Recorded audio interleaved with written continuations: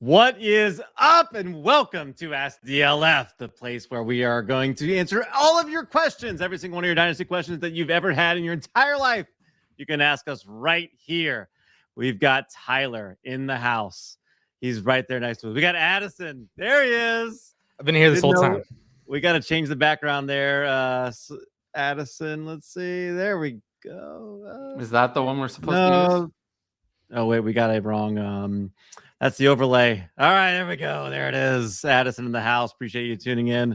Appreciate you joining us, Addison. Appreciate everyone who's in the comments here for tuning in. Lots of questions already rolling in. We're going to get to those. Don't worry. And just so you know, we are going to get to those in order. I wanted to make sure I said this up front this week. I get it. We can get behind. We're going to be late. Like, it's going to be a little bit slow sometimes getting to certain questions, but we answer them in order, and we're definitely going to get to whatever question comes in. And if you post it a bunch of times, like, we're not going to see it faster, I promise. And it may piss Tyler off. And it might, and Tyler might block you. If Tyler has equal control with Cal and Addison of that block button. That's exactly right. So make sure you guys go ahead and hit the subscribe button to this channel. Addison, where are we at on our counter? You got it right there next to you. How many subscribers? 8530. We got to get to 10,000, man. It's got to happen. 8530. Invite your friends. Make sure that you are subscribed. We also want to make sure that you hit the like button, because those are also really good for us.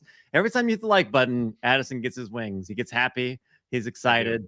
Make sure you do that. Tyler even gets like a little bit of a small smirk when you do it. Like, it's not a huge one, not as big as Addison's, but he gets a little small smirk when you hit the like button. He likes to see him. Today's episode brought to you by dynastyfootball.com. dynastyfootball.com, excuse me. Make sure that you are a premium subscriber. I was having a conversation with a lot of people online where we were talking about the trade finder and different things like that. Really good tools that are going to help you as you try to figure out what trades, what moves to make, things like that. Great articles. Addison did a great job setting up so many of the tools that we have on hand. He's not just a pretty face on YouTube. He also is really good at setting up tools to help you win your leagues. And before we get too far, we also have, I want to tell you guys about a sponsor that we have. That is Underdog Fantasy, and it's the easiest way to play fantasy sports. If you've never played Underdog before, now is the perfect time. Right now, I know I've said it before, but right now actually is the perfect time. You go sign up, use the promo code DLF, deposit a minimum of $10, and you can start playing daily fantasy today. Pick up pick 'em player props, season-long best ball, including world-famous Best Ball Mania, all that stuff. On top of that, Underdog subscribers are going to get a free year of DLF premium subscription with a $10 deposit when you use that code DLF. Make sure you have that code DLF, and if you already have a subscription, a year will be credited to your account. Now it's time to get to your questions. So many things to talk about coming off of week 6. We're getting there. It's amazing. It's already 6 weeks into the season. We're coming up on the halfway point. It's crazy how fast this thing goes. If you are just joining us, the way you do it is you do what John does right here. Pulled the trigger on a trade in 12-man Dynasty Superflex PPR, third most points, but 1 in 5. So I gave Zeke for Nico Collins and a second, mid to late. Tyler, what do you think about that trade? It's boring, but it's fine. It is what it is. That's probably all. You're not going to get a first for Zeke, so what else are you going to do? Get 2 seconds, I guess, would have been better. I'm kind of surprised he even got 1 second. Bad these days? It's that bad, yeah. Yeah. I was asked if you should drop Zeke in Dynasty. It was shorter rosters. I think it was 18, 20 man. But it was should I drop Zeke right now? Because I can't get anything for him, and he's just wasting a roster spot. That's how bad it is. Coming off of a pretty decent game, I mean, maybe this is the time to try to see if you can get something for him, right? Probably, yeah. I mean, the volume's still been there. He just hasn't done anything with the volume. When you have 18 rush attempts for 60 yards, that's 6 fantasy points, So, right. It's just rough. You need that touchdown or else he's not going to help you at all. Absolutely. Wants to know if it was solid. Look, it's you're not going to get a home run when you're talking about Zeke, but like that's a solid. You got a catcher's interference to get yourself on first. It's not a super exciting play, but yeah, you got there. Good job. Oldak, redraft 2 QB, start 10, trade Jamar Chase. Cousins and Thielen for Hurts and AJ Brown. Man. Tyler. Take Hurts and AJ Brown. That's where I was leaning to, but I was trying to decide if it was better to have the quote unquote better wide receiver, even though it seems like they could be in kind of the same tier for the extra player. But I think I want the elite quarterback, and AJ Brown is still an elite wide receiver, so I'll take that. Yes, sir. All right. Hey, there's Eric, my buddy Eric, who I met in person. If you want to see, Eric is the dad who was asking, like, the newborn dad who was asking me a lot of questions. Got a chance to meet him at a baseball game this past weekend, where my oldest son got to come over there, hang out. Didn't get to meet baby Ask DLF Jr., which I was initially like thinking I might get a chance to, but I did get him a Ask DLF Jr. onesie that I was able to give to him. So I'm waiting for my picture, Eric. Make sure you send me my picture of that, your baby in that little onesie. So I still can't believe that this is a reality. What? That they met up? All of it, the whole thing. That there's an Ask DLF Junior onesie. That it exists in the world? Yeah, I know. Yeah, this is very interesting.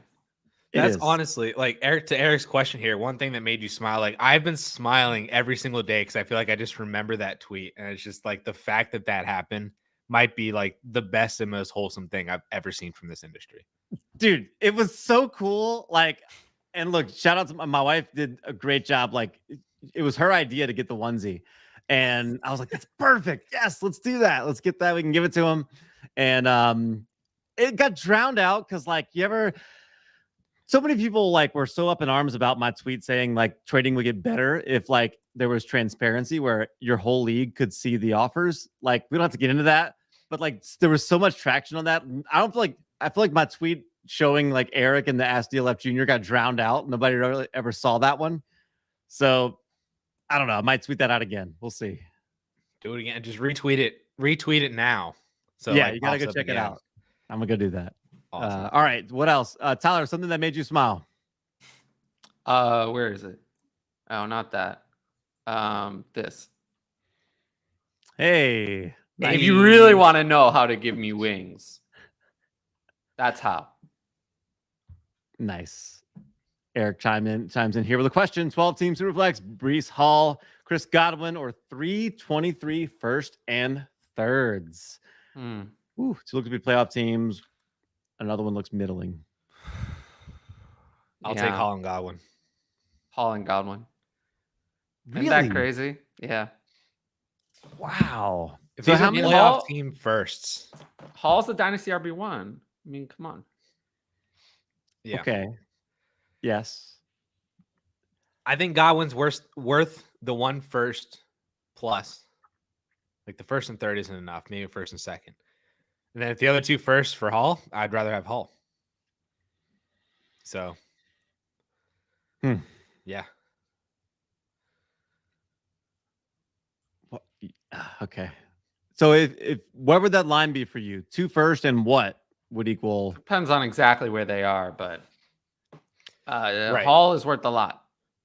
I'd take 2 first that were like top 4 for Hall. But if these 2 firsts are bottom 4, it's very different. Yeah. Yeah. All right. I'm sure there's lots of Breece Hall talk as we get through here. Eric asking again, 12 team Superflex, Tyreek Hill, or a middling 23 first and third. How middling? 7, let's say. Hill, I guess. And you get the games, right? I mean, if you want to win, it is what it is. Yeah. it's kind of it is kind of like which direction are you heading in? Like I think this is a great return if you're 2-4 right now and you had Tyreek Hill hoping that he would do something for you and you can cash out for a mid first, somebody who's on the opposite side, 4-2, 3-3, might be thinking that they're a Tyreek Hill away from making the playoffs and potentially winning the championship. That would be, it's a move on base. If you're competing, if you're 4-2, 5-1, take Tyreek Hill. If you're on the opposite side with the opposite record, take the first. Jesse Riddle, happy Tuesday, dude. It's Taco Tuesday. Happy Tuesday, dudes. 12 team Superflex PPR. I'm considering moving Burks for either Zach Wilson or Tua. Is Burks worth Wilson straight up? How much would I need to add to get Tua? I mean, Burks barely matters in comparison to Tua, right? So yeah, you need at least another first, I think. Yeah, at least Tua. another first. That's about fair, actually, probably. What about Burks? for Wilson, who uninspiring, I guess, on the 4-2 Jets, but hey, they're winning. Yeah. So is Daniel Jones. Yes, he is. I think I'd take the quarterback. I think they're pretty close, but I would take the quarterback because super flex and just Wilson and Burks are not close. Wilson is worth a lot more. I think they're kind of ish. I mean, They're not. What are you adding to Burks? Oh, I mean, I don't think you would add a first to Burks because Wilson is worth maybe a first on his own at best. Right. But they aren't close. I feel like it'd be hard for me to send out Burks and my second for Zach Wilson. Oh, I would do it. I would take Wilson. That's a smart answer. Yeah. That's why Tyler's That's here. why we have me. Yep. Aaron, dude, do y'all know that Key and Peele sketch? I Yes. do. Okay, thanks. All right, good. Stunningly, I've actually seen something. I'm glad that y'all actually know what that is. I'm not too old. Okay. Also, Cal, I have something. If it comes up, I have something to tell you later in the show. Oh I gosh. think you'll like it. All right. What's Hollywood's value in 10-team Superflex PPR no tight end premium or no tight end at all? But maybe no tight end at all. Hopefully no tight end at all. It probably doesn't matter. I'm in a rebuilding team, and the Hollywood owner is looking to trade. 4. I feel so bad for Hollywood because now we don't get to see what happens with him and DeAndre Hopkins. Now we know just have to what's going to wonder. happen. I'm pretty sure I know what was going to happen, but we can't know now. I don't know. I mean, I moved Hollywood. I have him now as Dynasty wide receiver 22, so that's still pretty high, if that helps. Yeah, can you pay a couple seconds? Do you have some sort of a wide receiver that you can package with a second to get Hollywood? Yeah, if you're rebuilding, can you get rid of someone older that you have? Yeah. I don't want to trade. know. I mean, he's 25. He's coming back this year. Is he? Is that for No. sure? This sounds like someone who's looking to acquire Hollywood, not get rid of him. Oh, okay. Then yes. That's what I'm saying. Trade Yeah, someone I want older. Like, could you trade Mike Evans for Hollywood straight up? Ooh. I would like that. Yes. I Maybe will somebody's say, like Keenan I Allen looked for at Hollywood the straight. I looked at the ECR for this week, and the fact that Mike Evans is at 3 and Chris Godwin is at 12 tells me people didn't pay attention to last week. All right. How much does the injury bother you here? Let me ask you: Marquise Brown or Deontay Johnson? Hollywood. I'll take Deontay Johnson. I had them back to back before the injury. Marquise Brown or DK Metcalf? Oh, DK Metcalf. DK Metcalf ahead before the injury. Metcalf is in the latest ADP. He's wide receiver 15. Deontay is wide receiver 17. What about Hollywood Brown or Devontae Adams? I have Devontae Adams ahead for now, but if Hollywood comes back and is effective, then I would probably go the other way. I think that'd be one where if you had Devontae, I would love to trade Devontae for Hollywood plus, especially. Yeah, but it has to be plus at this point. Right. Especially to a contender. Ooh, how about Hollywood Brown or DJ Moore? Hollywood Brown. Hollywood. I'm tired of DJ Moore. I DJ think the Moore. Bears Traded to the tired of Chiefs. him. DJ Moore, I think is it's a problem.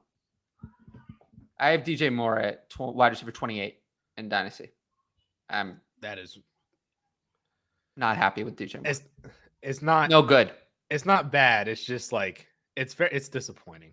Well, I mean, at some point, an excuse, you can't have excuses. I mean, it's years of excuses now. And this last game was no good. I mean, he produced 7 yards. I mean, I don't care how bad the quarterback play is. Like, there's a coaching issue. There's a quarterback issue. There's maybe at some point there's a talent issue. He needs traded. I don't think there's a talent issue. I feel like the last 4 years of his career have shown us that it's not a talent issue. To be fair, I mean, he wasn't particularly efficient in 2021. He got a lot of volume, but wasn't good on it. Sam Darnold. There's a specific reason I'm asking you this, Addison, because I follow you on Twitter. Would you rather have DJ Moore or Juju? DJ Moore. Who would rather have? I mean, Juju is washed. He had a good game this week, and that was good. But he's washed. He looks terrible. He's looked terrible all year. He looks slow. He looks, I don't want to say he looks fat, but he looks out of shape. It's not good. It's not good. He looks washed up. So Addison, so you were taking, I guess, like offense almost to people like being that hard on Juju and not that hard on DJ Moore, right? Correct. That was my stance on that one. Yeah. I don't think that the Juju hate currently is like all that bad. Like clearly, like I was a lot higher on Juju than the consensus. Wrong. And I own that. But like I also feel like at a certain point, when you look at DJ Moore, we haven't buried him. Clearly Tyler has. I think Tyler's obviously ahead of the curve. Always. For sure. But like the rest of the community is just taking a long time to like catch up to DJ Moore. And it's like, yes, we know he's talented. Yes, we know he's good. But at a certain point that like, you can't prop a guy up to be a borderline dynasty wide receiver 1 who's never produced a top 15 season in 3 or 4 years. Addison, I think that this might be a case of living in a slightly different community. Like the community that you interact with, I feel like is a little different from the one that I do. The one that I interact with, I can tell you that I still have DJ Moore higher than they do. Because I am hearing about, how about let's drop DJ Moore. Let's trade him away for a third. Worthless. I mean, that's the community that I live in on Twitter. So I think the analysts are slow to move him, but your average dynasty manager has already moved him way farther down than I have. Right. I mean, they're much more reactionary for sure. And I'm considered generally, I think I'm somewhere in the middle. I think for your average dynasty manager, I'm actually pretty slow to react compared to what I hear on Twitter. But for an analyst, I'm one of the fastest. I'm one of the fastest to react. And, I don't know how I would rank the two of you on that scale. I'd say you're both slower than me, but that might not be a bad thing. It's just different. I think we're both just like perfect reactors. If I had to put it in a word, yeah. Speaking of delusional, here's delusional Tanner. What do I do if I am 3-3 and don't feel like a true contender this year, but could be in the coming years? I'd be curious what do you mean by coming years there. My team is mostly young, and I don't have a first in 24 or 25, but I have mine this year and 2 seconds. This is difficult without specifics to give answers, but do you have like, just in theory, if you're looking at a team that you've got, it's 3-3, you feel like it's young, but you don't really believe in it. Man, no first in 24 or 25 definitely makes it kind of interesting there. But are you thinking about pushing all in? Like, are you thinking about like, I wouldn't trade your 23 first right here. This is not something I would do based on what you're saying. Any other thoughts for Tanner? I mean, doesn't it sound like, I don't know, it's hard. You don't have your first in future years, so I don't know what you do. Right. I guess because if you don't win this year, then you don't have anything to look forward to. Here's a specific question he has. Do I sell assets like DeAndre Swift or stay put and try to contend next year? Middle of the pack sucks. I mean, I'm always down to try to, sell assets like Swift, but you have to get something good in return. You can't just sell him for the sake of selling him. I'm trying to figure out what the best route to go with this is. Because it's like either you're not actually a contender and you might not actually be as much of a future contender as you might think. Well, I don't know. Without seeing your roster, I really don't know. Or maybe you are, just kind of got unlucky. Maybe you were the team that had Dak, and obviously you have Swift, who's been hurt for the last however many weeks. Maybe you were counting on some younger guys to kind of break out that haven't necessarily. Maybe you had high hopes for an Elijah Moore or a Jerry Jeudy or somebody like that, and so depending on how that goes, for the rest of the season, that could be how you kind of treat what you do in the off season. Because, we can certainly see that over the second half of the season, it could be an entirely different season for a lot of different people that gain or lose a lot of value. And, I don't feel like guys like DeAndre Swift, selling them now, I don't think would be any much different than selling them in 4 months from now, unless they tore their Achilles or ACL or something like that. Something drastic were to happen. But if all were to remain the same, DeAndre Swift is probably still a top 5 dynasty running back at the end of the season, to where your return will it might actually be better than what it is right now, because we would at least have seen Swift play, and we haven't seen Swift play in the last 4 weeks. So it might just be one of those things where you just kind of ride it out, play your best lineup, see what happens. Maybe you go on a win streak or not. And then maybe you can make a move for a cheap running back to contend, or maybe you go on a losing streak and then you're 3-7 and now you're just playing for a high 23 first and figure out what you're doing next offseason. It's a weird situation to be in for sure. Talon jumps in here. 12 teams, Superflex, tiered PPR, start 11. Blowing up his team now, okay? Would you trade Godwin, D-Hop, Mixon, Goddard for an early 23 first, getting his pick back, a late 23 second, and Garrett Wilson? Good chance the first is 101. Then do it. Yes. Yeah. Yes, for sure. Yeah, getting Wilson back. I still like Garrett Wilson. I no-brainer. haven't given up on Garrett Wilson at all. Yeah. Oh, yeah. Absolutely. D. Magoon punted this year and looking to build for next year. What are your thoughts on A.J. Dillon? Is he worth acquiring now for the chance Green Bay cuts Aaron Jones, save cap, and Dillon? I feel like we do this every single year with A.J. Dillon. Every year for the last 3 years, we're like, oh, they're going to get rid of him, get rid of Jones, and Dillon's going to be the guy. And it's not going to happen. But this is this offseason's the actual first season for that, where Aaron Jones current contract isn't really manageable, or kind of is, but they could save a lot of money, I'm not talking $4 or $5 million, that's piddly, but I forget what it is. It's 12 or 13 or 14 mil or something like that. They could save. It's 20 that they owe him. Yeah. So this is actually the first offseason where that's actually a legitimate thing.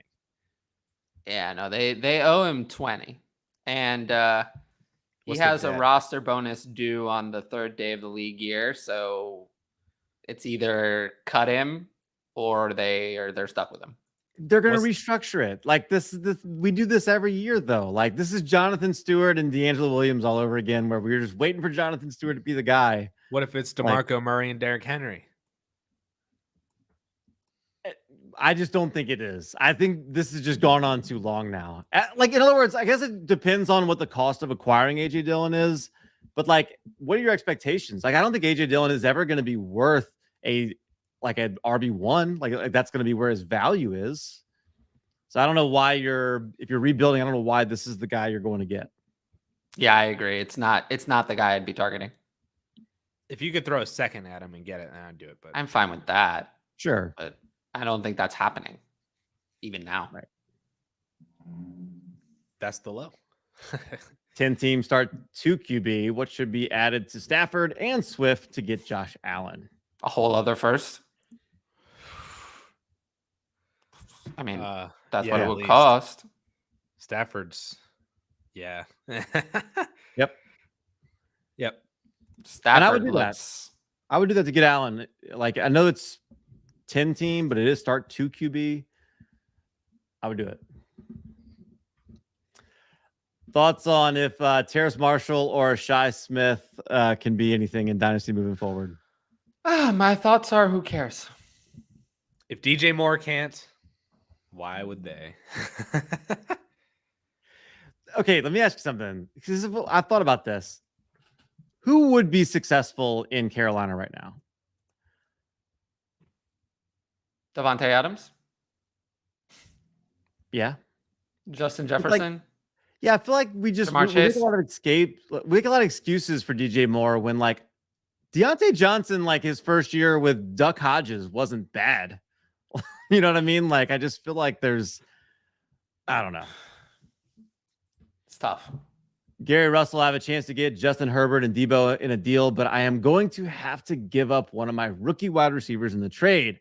Which one should I deal? Burks, Sky Moore, Jahan Dotson, or Jameson Williams, 12-team PPR. Oh, I mean, I'd give up Sky Moore. Yeah, of this, Sky Moore, I think, is the easy one. Yeah. Let's see. 12-team. This is TJ Keen, 96. 12-team, Superflex, Kenneth Walker, Gabe Davis, late 23 first, late 23 third for Eckler, Amon-Ra, and an early 23 second. Wow. Oh, man. I mean, I don't really want. This is a weird trade. Because, like, I feel like the Eckler and Amon-Ra side is worth more, but I don't think I would actually make this trade. This isn't how I would use my assets. Right. It's a weird, like I was trying to piece this up to make it make more sense in my head, and I just can't figure out how some of this. I think it's the Eckler Amon-Ra side. I think so too, because, like, if I'm reading it right, you may only be moving back like 4, 5, 6 spaces. Like, I feel like in the 23 draft. Would you rather have Kenneth Walker than Austin Eckler right now? Because that's where I'm at. Yeah, I would. Okay. If you at least agree that they're kind of close in Dynasty, sure. Based on their age, sure. Maybe they're a wash. The rest of it, it's Gabe Davis and Amon-Ra I'd so much rather have Amon-Ra. Mm-hmm. And then if it's a late first and an early second, maybe they're only separated by 5 or 6 picks. That gets canceled out by how much more I want Amon-Ra. So it's just kind of like that's the side. That's the side to me. Yeah, me too. Can I tell you how great it is? Like, Gabe Davis is the greatest thing I think that's happened to the fantasy football industry ever. Like, I know. He's so good. What he's doing. So right now, it's like whatever you want to believe, you can believe and feel strongly about. Like, he's got less targets than Zay Jones has receptions. Like, the same amount of games, which is crazy. He's tied with Juwan Johnson and Nelson Aguilar in catches. Tied with them, but also tied with Cooper Kupp and Jamar Chase in touchdowns. Yeah, well, he's got 14 catches this year. 14. That's it.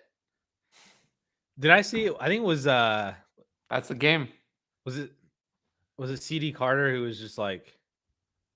He said something about, like, once again Gabe Davis scores way too many touchdowns to like be worthy of love. Worthy of fantasy or something like that. Once again, scores way too many touchdowns. Love it. Is Skylar Thompson worth a stash in a Dynasty super flex? I guess. I'm not sure he showed enough to say look, if he's going to be the quarterback of a team that's got the quarterback proof Tyreek Hill and Jalen Waddle on it, sure. But he wasn't even good when he did that. I know, Plus, Teddy's back. Tua's Right. going to play this week. It's just nah. I'd rather be stashing him than have Julio Jones on my roster. Okay. Cecil Fielder. We appreciate you, Cecil. 2023 mid-second and a 2024 second. Here we go. 12-team Superflex. Start 10 PPR. DK Metcalf or Khalil Herbert. 23 second, mid 24 second. Metcalf easily. Metcalf. Yeah. Mark wants to know if it's time to move on from Dobbins. No, you're late. You're too late. You're months late. Yeah, way too late, unfortunately. I got a first for him last week. I was so happy. Lucky you. How? I know. I literally spammed offered it to everybody in my league and somebody took it. So. I feel like I've been kind of quiet on this show. You have. But I told the people It's gonna that, change. well, I told the people that if J.K. Dobbins did what I said he would not do and actually showed up for week 1 and then was healthy, then I would be very happy for him. But he didn't show up. He didn't show up for week 1. And then he has been horrible, absolutely horrible all year. Horrible. And now he is losing the job to Kenyon Drake, who is washed up a year ago. Why would we want J.K. Dobbins? Tyler, I was told that J.K. Dobbins was back after his 2-touchdown performance 2 weeks ago. Which he looked horrible in that game, by the way. Yeah, horrible. He had absolutely 22 horrible. yards and 2 touchdowns or something like that. J.K. Dobbins is, to me, is cooked. I think he terrible. Absolutely terrible. And I don't know what to do with him. I don't know what you do at this point. How old is he? 23. 23. It's not an age problem. I think he's still young enough for this to I do think this was a very severe knee injury, not simply an ACL. I think he's working his way to come back. I think he got into a little Twitter beef with Ian Rappaport and tried to come back maybe even sooner than he should have. Yeah, but even if he does, there's another problem. There's no receptions in this backfield. The top Ravens running back has 6. It's a tie between Dobbins and Patrick Ricard. Have 6 receptions each. That's always the problem with every running quarterback, though. But it's not this bad. It's not that bad. That's a new low. That's a new level of bad. So that's not gonna. 4 of those come in one game too. So the other 3. Yeah, games I mean, Dobbins has played, I don't care what came in how many games or whatever, but it's bad that the total number is so low. I mean, Miles Sanders has 11 catches this year. I mean, that's not great, but that's a little better. That's a running quarterback that people complain about. So not good. You wouldn't rather have Wandale, right? Well, I mean, I think in a couple of weeks we could be getting to that point. I mean, there comes a point where you have running back scarcity. It kind of is what it is. As you move down the ranks of wide receiver, realistically, there's typically, I would say about, I don't want to put a firm number on it because it doesn't quite work that way. There's about 30 to 40 wide receivers that I would say carry significant value. Wan'Dale Robinson is not in that group. But if he starts to prove that he is, he could be worth more than Dobbins very quickly. Whereas with running backs, there's usually 15 that carry a lot of value. And then it kind of really becomes you just want to pile them all on at the end. I usually skip running backs 15 through 30. It's very rare I have any of those on my team ever. I don't have any Aaron Jones, for example. Well, Leonard Fournette is the only one in that range I ever seem to have because he seems undervalued. Why does it seem like we're so much more excited about Wandale than Tyquan Thornton?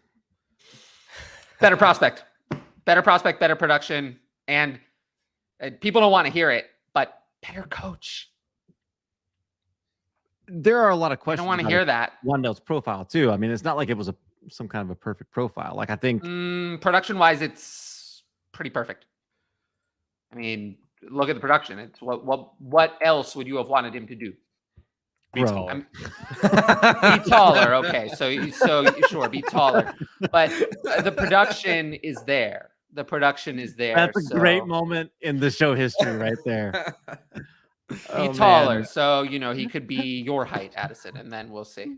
I mean, that wouldn't have been too bad. That's like now we're talking about Antonio. Brown how tall do you think Wan'Dale Robinson is? I think isn't he like 5'7" He's listed 5'8", He's listed and I don't think he's 5'8". Yeah. I remember I saw it was like a video of him in training camp next to like a coach or something like that. He looked tiny. But back to the Tyquan Thornton, Wan'Dale Robinson situation. Who would you rather have coaching your fantasy receiver? Would you rather have Bill Belichick or Brian Daboll? Who would you rather have right now? I can tell you I'd much rather have Daboll than Matt Patricia. Well, you don't want – I mean, Bill Belichick, I think – Matt Patricia's been better than I gave him credit for. Well, no. I mean, it's because he got a quarterback upgrade once Mac Jones got hurt. That's I mean, but he did. Bailey Zappi has been much better than Mac Jones. Mac Jones looked awful. I think that there's a possibility. There's a possibility that Mac Jones doesn't go back in. There's a lot of tension. 6'2", 183. If you love Tyquan Thornton is like Tyquan Thornton had no college production whatsoever. I will say that target share was 89th percentile. He almost 30%. But Cal, you have to understand. I mean, I of course was in on Tyquan Thornton the whole time because he was second round receiver that was completely dismissed by people. So as the draft capital snob, I was in on Tyquan Thornton the whole time. If you loved Christian Watson, then you would enjoy we have Christian Watson at home in Tyquan Thornton. But yeah, Tyquan Thornton's college production is awful. It's awful. He's a terrible he's a terrible prospect. But his production looks very similar to Wandale's in the NFL right now. Well, Wan'Dale Robinson is a far superior prospect. I'm just saying, like I don't understand why we are because they aren't comparable. They aren't comparable prospects. Wan'Dale Robinson is twice the prospect Tyquan Thornton never was. Wasn't Tyquan Thornton drafted first? Yes, because the Patriots made a stupid mistake. Did they? Yes.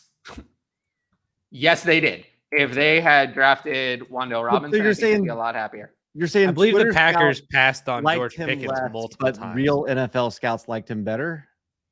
Also, Wan'Dale Robinson was picked first, by the way. Oh, was he? But where was the mistake? The mistake that I would say the Patriots made is that George Pickens and Alec Pierce went 2 and 3 picks after Tyquan Thornton. George Pickens, out of all of these, is by far the best prospect. Oh, barely. He was 7 picks ahead. Right, but George Pickens is a better prospect than Wan'Dale Robinson either. Like, I think that was the big mistake that both teams made. They should have looked at George Pickens and ignored some of the apparently unnecessary, ridiculous character concerns that were made up about him and gone with the better talent. But, I like Thornton. I don't know. I'm just saying. I think that he's just. I think if you're excited about Wan'Dale, you're excited about some of these guys. Like, you should be just as excited about Thornton. If you liked Christian Watson, you would love Tyquan Thornton. But I do think that people dismissed Tyquan Thornton when they shouldn't have. But he doesn't seem, he has no ceiling to me. It's someone like the ceiling is being okay. And I just compared to Wan'Dale Robinson, who has a lot more ceiling. But I never understood why people were drafting there was a discussion. The discussion was Danny Gray or Calvin Austin versus Tyquan Thornton. I never understood that was the discussion. It should have been a different discussion. He should have been in a higher tier, but Wan'Dale Robinson is in a higher tier than that. How many miles did you run last week, Addison? If I could have logged negative, I would have logged negative. That's why I volunteered you to run for every I would have ran a full marathon.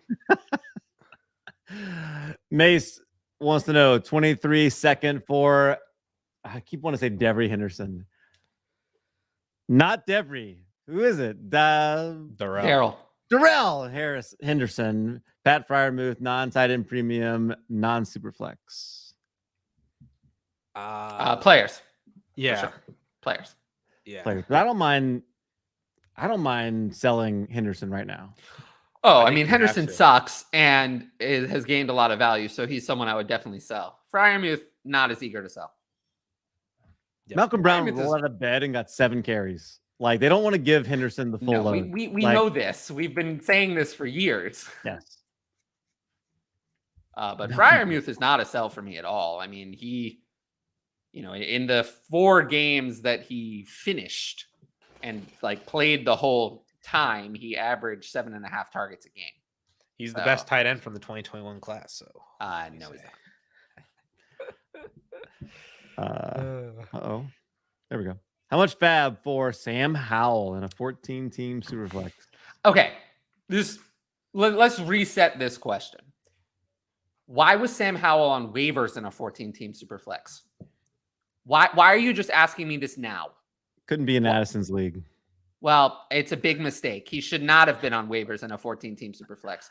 Everything in a 14-team superflex is not going to be a better opportunity. Everything. He shouldn't be on waivers though. He shouldn't have been on waivers. It's a huge mistake. I was gonna say because he's on waivers right now, it makes me think that you can get away with not spending. No, you're not gonna be able to get away with it because now that Wentz is injured, now people are gonna start to think about it. But he should have been added a long time ago. I would go everything. Add Heineke. Apparently, what I've heard is that Heineke was rostered in most of these leagues. Yeah. I wouldn't pick them up like last week or the week before or something like that in a bunch of leagues because Wentz was looking like Wentz. Oh, I think Howell's going to go in sooner rather than later. Heineke was the QB 16 last year. Like, I think he was actually not bad.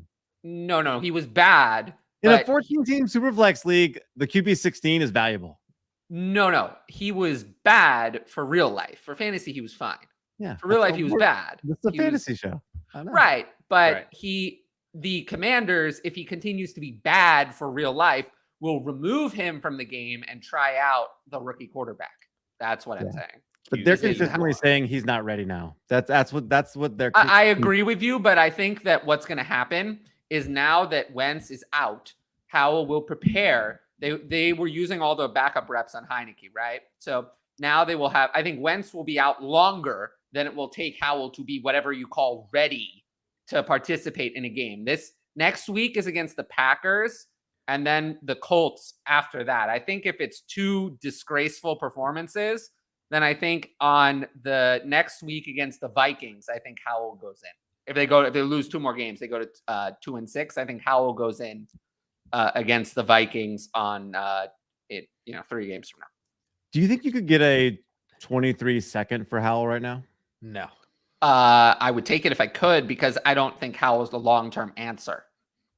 But you never know. You never know. You don't want to be on the wrong end of missing out on the quarterback who ends up being that guy because that's like the source of so much added value. Imagine if you had like drafted Jalen Hurts late in your 2020 rookie draft. Like how much value have you recouped from an early 3rd round pick? Now you have a 1st round startup pick. So if you hit on the right quarterback. QB. Scuba Steve is excited about D-Hop week. Okay. What is the most you'd buy him for if you're contending and the least you'd sell him for if you're rebuilding? So in this case, I think now that Hollywood Brown is out, I think I can't imagine it's going to be better than what the hype is. Like it's going to be better than what people think it's going to be. So since I can't imagine that it's actually going to be better than that, I would just sell DeAndre Hopkins now before you see it. Because if you see it and he looks washed, it's over. He's 30 years old. If he looks washed, it's over. You'll never get anything for him again. You're just riding out the rest of his career. So this is your last chance.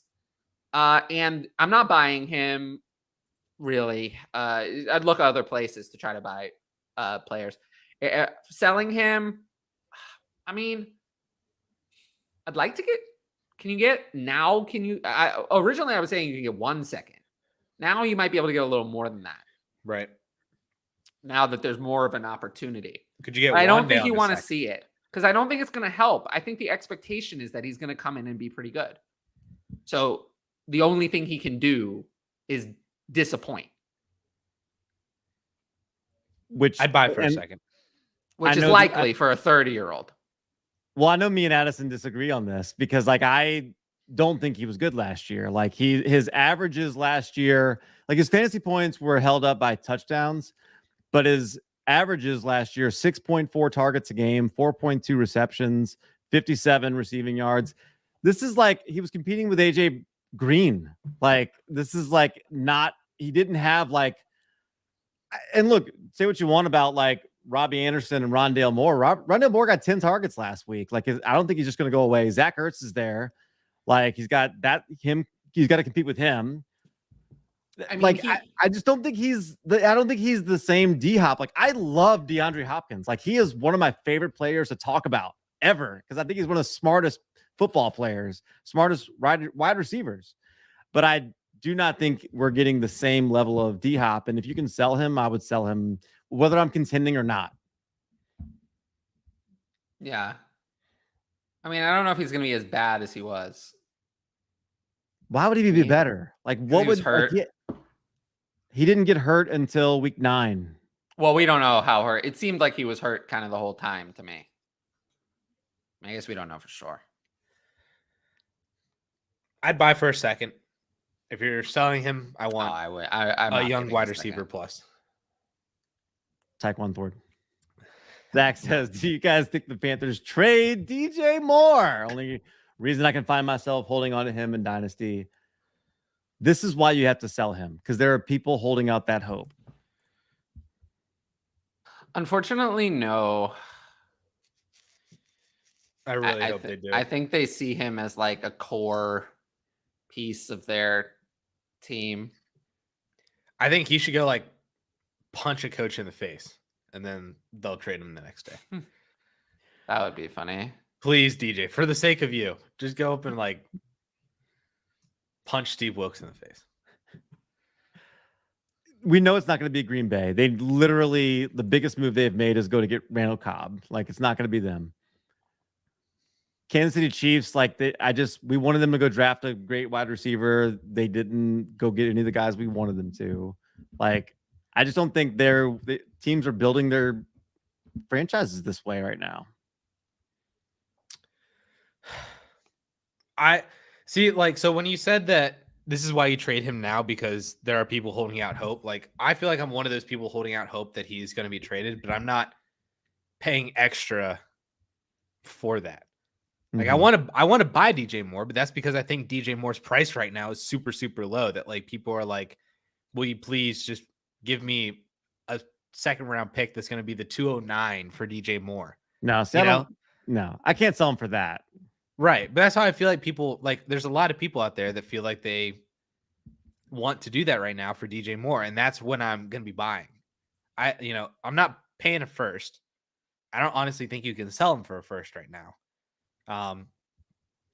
But yeah, it's just, if you have DJ Moore, I just can't really imagine an offer coming across to you right now that would make you want to sell him. So I'm just holding him, hoping that Sam Darnold comes back in and he gets, 8-9 targets a game like he did last year with Sam Darnold. And that will at least prop up his value a little bit. Because now, at least from a PPR standpoint, 5 for 60 isn't the worst thing in PPR. And it's definitely better than what he's doing right now.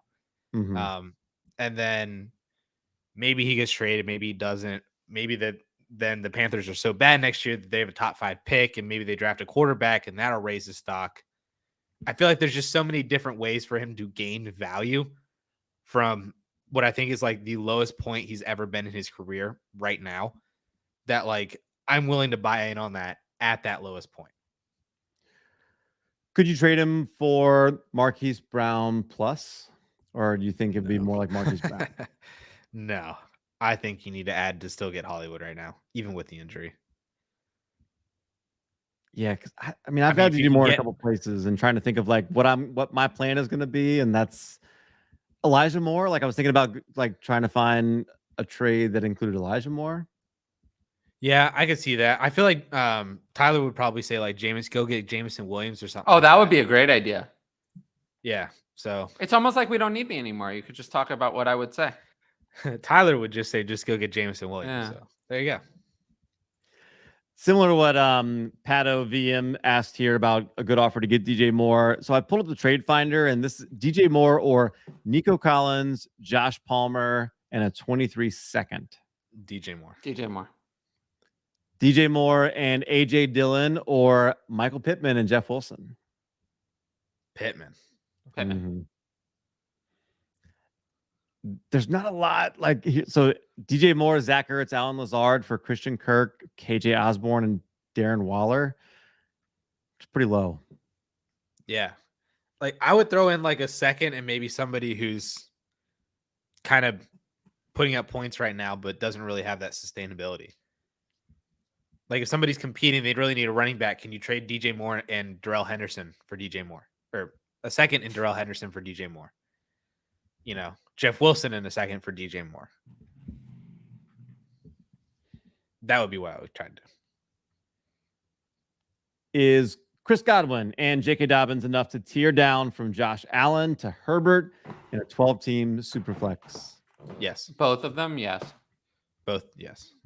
Yeah, no doubt. That's not, I mean, that it is like a small step down, but I don't know if that. It's a step down, but. You don't hate it if you got Herbert as your QB1. No, I don't hate it. There we go. We looked at that one earlier, but yeah, our patron. AC 12-team 1QB PPR Dynasty was offered Dak for a 23 likely 201, 24 or 25 third, and IDP I'll equate to an early third. Whew, my QBs are Russ and Wentz. It's a lot. Honestly, I wouldn't even give that up for a QB like Dak and 1 QB. I'll take the package. Yeah, and if it's IDP, maybe I don't know how that really changes things, but maybe if one or two linebackers really it gets slid into the first, you know, that bumps somebody else down better. I mean, you're trading Dak. You're getting Dak, and you don't have to give up a first round pick. Oh, it's 1 QB. 1 QB. I'm sorry. What? Yeah, I'm sorry. Yeah, never mind. Hoping to use a 201 to draft a QB, but might be worth it for Dak. No, I think they're right. Don't do it. Would you trade Javonte Williams and a first for Breece Hall? Yes. Wow. Yes. I think so. So easily. Tough. But yeah. No, it's not tough. Ed is not looking to acquire Dobbins. Yeah, I think we talked about him enough. These guys don't like him. I love him. Oh, whoa. Don't lump me in with Tyler. Look, if you don't have him like close to Wandale, I don't think you love him. Oh, well, you didn't know how I love Wandale before. This is how fake news gets started. Yes. These guys hate it. Adam Bishop, 12-team Superflex, half PPR. Pitts, McLaurin, Dobbs, 23 second, probably early for Chubb, Brady, Waddle, Fournette. It's a lot of players. I'm taking Waddle. Yeah. It's pretty easy too. I guess so. Chubb over Dobbins. Yeah. Fournette over Dobbs. Yeah. Waddle over McLaurin in a second. Pitts and Brady, sure, but it's super flex. But yeah, but like all the other stuff, like every other player is a massive upgrade. I'll take the Waddle side. Sure. I love Waddle. Trading Mooney for a 23 second right now. I mean, I have a feeling this is another one of those player for second trades where if you put it in a trade calculator and a 1 QB, it would tell you Mooney's worth more. And if you put it in a super flex, it would tell you the pick is worth more. And I'd probably go with that. This Chicago offense is historically bad. It's embarrassing. It's embarrassing. And the people who, you see, all we need to do is talk about Nathaniel Hackett and the Chicago offense and who else? Juju Smith-Schuster. And then that wakes me up if we talk about those things. It's embarrassing. The Chicago offense is embarrassing. Justin Fields sucks. And I mean, he's been one of the worst quarterbacks in the league the last 2 weeks. And don't give me that he is doing well in fantasy. He is, I think 30% of his throws have been deemed uncatchable. Good quarterbacks complete 70% of their throws. 30% uncatchable. Terrible. He sucks. And he is going to find himself out of a job very soon. I just think you guys needed to digest this stat. Okay, the Chicago Bears right now are on pace to attempt 325 passes. It's not That's an good. average of 19.2 per game. Last year, the Seahawks were dead last in the NFL at 29.1 per game. That's an No, I'm aware of that. I've seen passes. I've seen this stat, Well, I tweeted it out yesterday. This is listen, I went all the way back. You have to go back to 1977 to find the last time a team played a full season. This was a 14-game season and had less than 325 pass attempts. And Justin Fields is lucky because 1977. That's lucky. An insane stat. He's lucky because he's responsible for 7 fumbles this year, and he's only lost 1 of them. Imagine if he'd lost a few more of those, how bad it would be. 5 interceptions already, which sounds not so bad, except it's 5 interceptions on only 115 attempts. Unacceptable. Unacceptable. He is terrible. He is absolutely awful. And you can blame it on the offensive line for his 23 sacks that he's taken in 6 games, but he's running into half of those sacks. Awful. Awful. He's awful, and he needs to be replaced immediately. He is not prepared this much in the NFL. Like they're trying to hide him, and you cannot hide him this way. It doesn't matter. It doesn't matter. He's been bad beyond the coaching. He's been bad beyond the coaching. Yes, he's been so bad. That's why they're trying to hide him. I'm saying you can't do it. Like, you can't hide him this way. Like, it's not going to work. And that's why Mooney is like, look, I know he got 12 targets last week, and I think there are people excited. So if I can get a second for him, I'm doing it. I'll find another way to win. I'm just out. Wait, it's my turn for the stat. Darnell Mooney is 8th in the league right now in total target share, and has a higher target share than Justin Jefferson, Jamar Chase, and Stephon Diggs on effectively half as many targets. Yeah. So much for probably a lot about like the supporting cast. So much Chicago. for the people who said that Justin Fields was going to take a second-year leap. I don't know. What's a good asking price for Mike Williams? Would you Mike Williams or Elijah Moore? Dynasty. Oh my gosh. Elijah Moore. Yeah, I don't like Mike Williams, so I'll take Elijah Moore. I traded Mike Williams for Elijah Moore last week. That's why I said nice. That. Let's see. Let me find another one that might be. What about Treylon Burks or Mike Williams? Mike Williams. You said Burks, Addison? Yeah, I'll just hit reset on the age. What about Rashad Bateman? That's really close, though. Ugh. I'll take Mike Williams. Devonta Smith? Devonta Smith. It's Smith easily for me, yeah. All right. What about Christian Kirk? You're a big Christian Kirk guy. Addison. Me or Addison? Addison. I feel like I was the Christian Kirk guy first. Yeah, Tyler was a Christian Kirk guy all offseason, then I jumped on board. Yeah. But I might be higher now. I'll take Mike Williams. See? Yeah, I'll take Christian Kirk. Yeah. West Coast Cheaper. What's up, fellas? 12 team Superflex PPR. I'm currently 11-1. Traded Najee away for a haul last week. Best running back is Jacobs now. Would you trade your 23 first for Henry? Thanks, guys. Oh, no. Oh, definitely not. I'm not going to trade my 23 first for Henry. No way. He's, how old is he? 29, 30? 28. 28. January 94. I don't think it has to cost you a first. Shouldn't, but And to me, you can get like productive running backs without, like, it would be so cheap to go get even like if you just need somebody as your RB2, like a Devin Singletary, even like I know that's not going to be inspiring, but like I don't want to give up a first to go get a 28-year-old running back, 29-year-old. I always go for the cheap solution instead Fournette. of the expensive one. Fournette, yeah. Fournette is always the one I mention. I feel like David Montgomery is a solid one as a cheap option. I feel like you could get him for a second. So I like that. Interesting. I'm trying to see if there's really not many other can't running get backs, Stevenson at this point. No, Probably that's not. Stevenson Miles Sanders. Miles Sanders. For some reason, Miles Sanders just never gets any respect in my rankings. Yeah, I That's don't know probably why. why you can probably get him cheaper. Yeah, I would guess. I thought he's having a great year. I know. it's pretty solid. He had like 70 and a touchdown, I think, yesterday. Yeah, let's see. He's nice. the RB10 right now in PPR.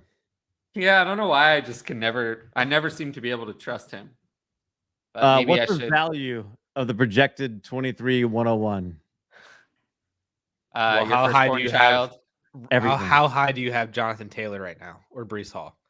Because Yeah, that's your firstborn child. Yeah. It's everything. Bijan's coming in as the RB1. That is going to be like, we're going to spend so much time all off season, like discussing trades for the 101. You guys know that, right? Yeah. Like that's going to be such a popular question. Yep. Oh, that's exciting. I'm excited to hear that Me the too. show will still be doing the show in the off season. I love it. 12 teams, Superflex, middle of the pack, can't sell CMC. What are you accepting for him? Any first. Oh man. No, you see, Mainly I think you can do better by going for players. Could you get depressed assets like Jameson Williams and Hollywood Brown? I'd rather that over a single first. Both of them combined. You lost me at Jameson. That's going to be an interesting one to watch. Yes, but the most important part, Addison, is not how you're lost, but it's how you're found. That is true. This is what they pay me for. The prodigal son did return. I don't know. I mean, like I said, this is a kind of thing where it would be nice to know what teams might be interested in CMC and what potential pieces you could acquire. Because, like I said, I'm kind of looking to maybe package some more depressed assets, like players that are not producing right now. I mean, you could go for like Drake London in a second, Garrett Wilson, maybe in a second. Those guys are not really producing at the level. Olave. Those are a couple options. Get... Olave, though, I feel like is actually producing more. So I feel like Olave is going to be harder to get. He was hurt, so I don't know how much that would like last week. Right, and he's about to come into a matchup against Arizona as the only healthy receiver. Just for the record, I have Olave for this week in start sit ranked at wide receiver 13. Right. So would you trade Christian McCaffrey for Deshaun Watson? In Superflex, absolutely. Superflex, yes. Yeah, for sure. Christian McCaffrey or Trey Lance? Ooh. Christian McCaffrey, barely. But if I'm rebuilding and it's that or nothing, I would take Trey Lance. Yeah. Can you get Lance and like maybe they have one of those depreciating assets? But that's definitely a thing where if I'm rebuilding and it's that or nothing, I'll take Trey Lance. McCaffrey or that over Williams. Ooh, no. That's not one Williams. where that's not one where stop asking me Javonte trades because you know what the answer is. Yeah, that's not one where I'd say that or nothing. It would have to be Javonte plus. I just wouldn't take it otherwise. FF Lefty has a super chat, and I thank you for that. Thank you. My people with a heart. Thank you. I very much appreciate that. Dustin Oz, thank you, FF Lefty. Did you have? I'm sorry, I didn't mean to cut you off there, Tyler. No, I was just appreciating that. That was it. Dustin Oz evening, 10 team Superflex Titan Premium contending, traded a 23 second and a 23 third for David Njoku. Feel I either overpaid for a few hype weeks or got him cheap at the beginning of a breakout with no in between. I'm going to disagree on the with no in between. I think it's just fine. Titan Premium is helpful because if he's getting 5 or 6 receptions a game, then that's No, but I just disagree with the no in between. I think it's the in between. Exactly the in between. So he is 0.6 points behind TJ Hawkinson. Okay, but that's still not that exciting then. Well, yeah, no, that was aimed at Addison. Wasn't I the TJ Hawkinson truther?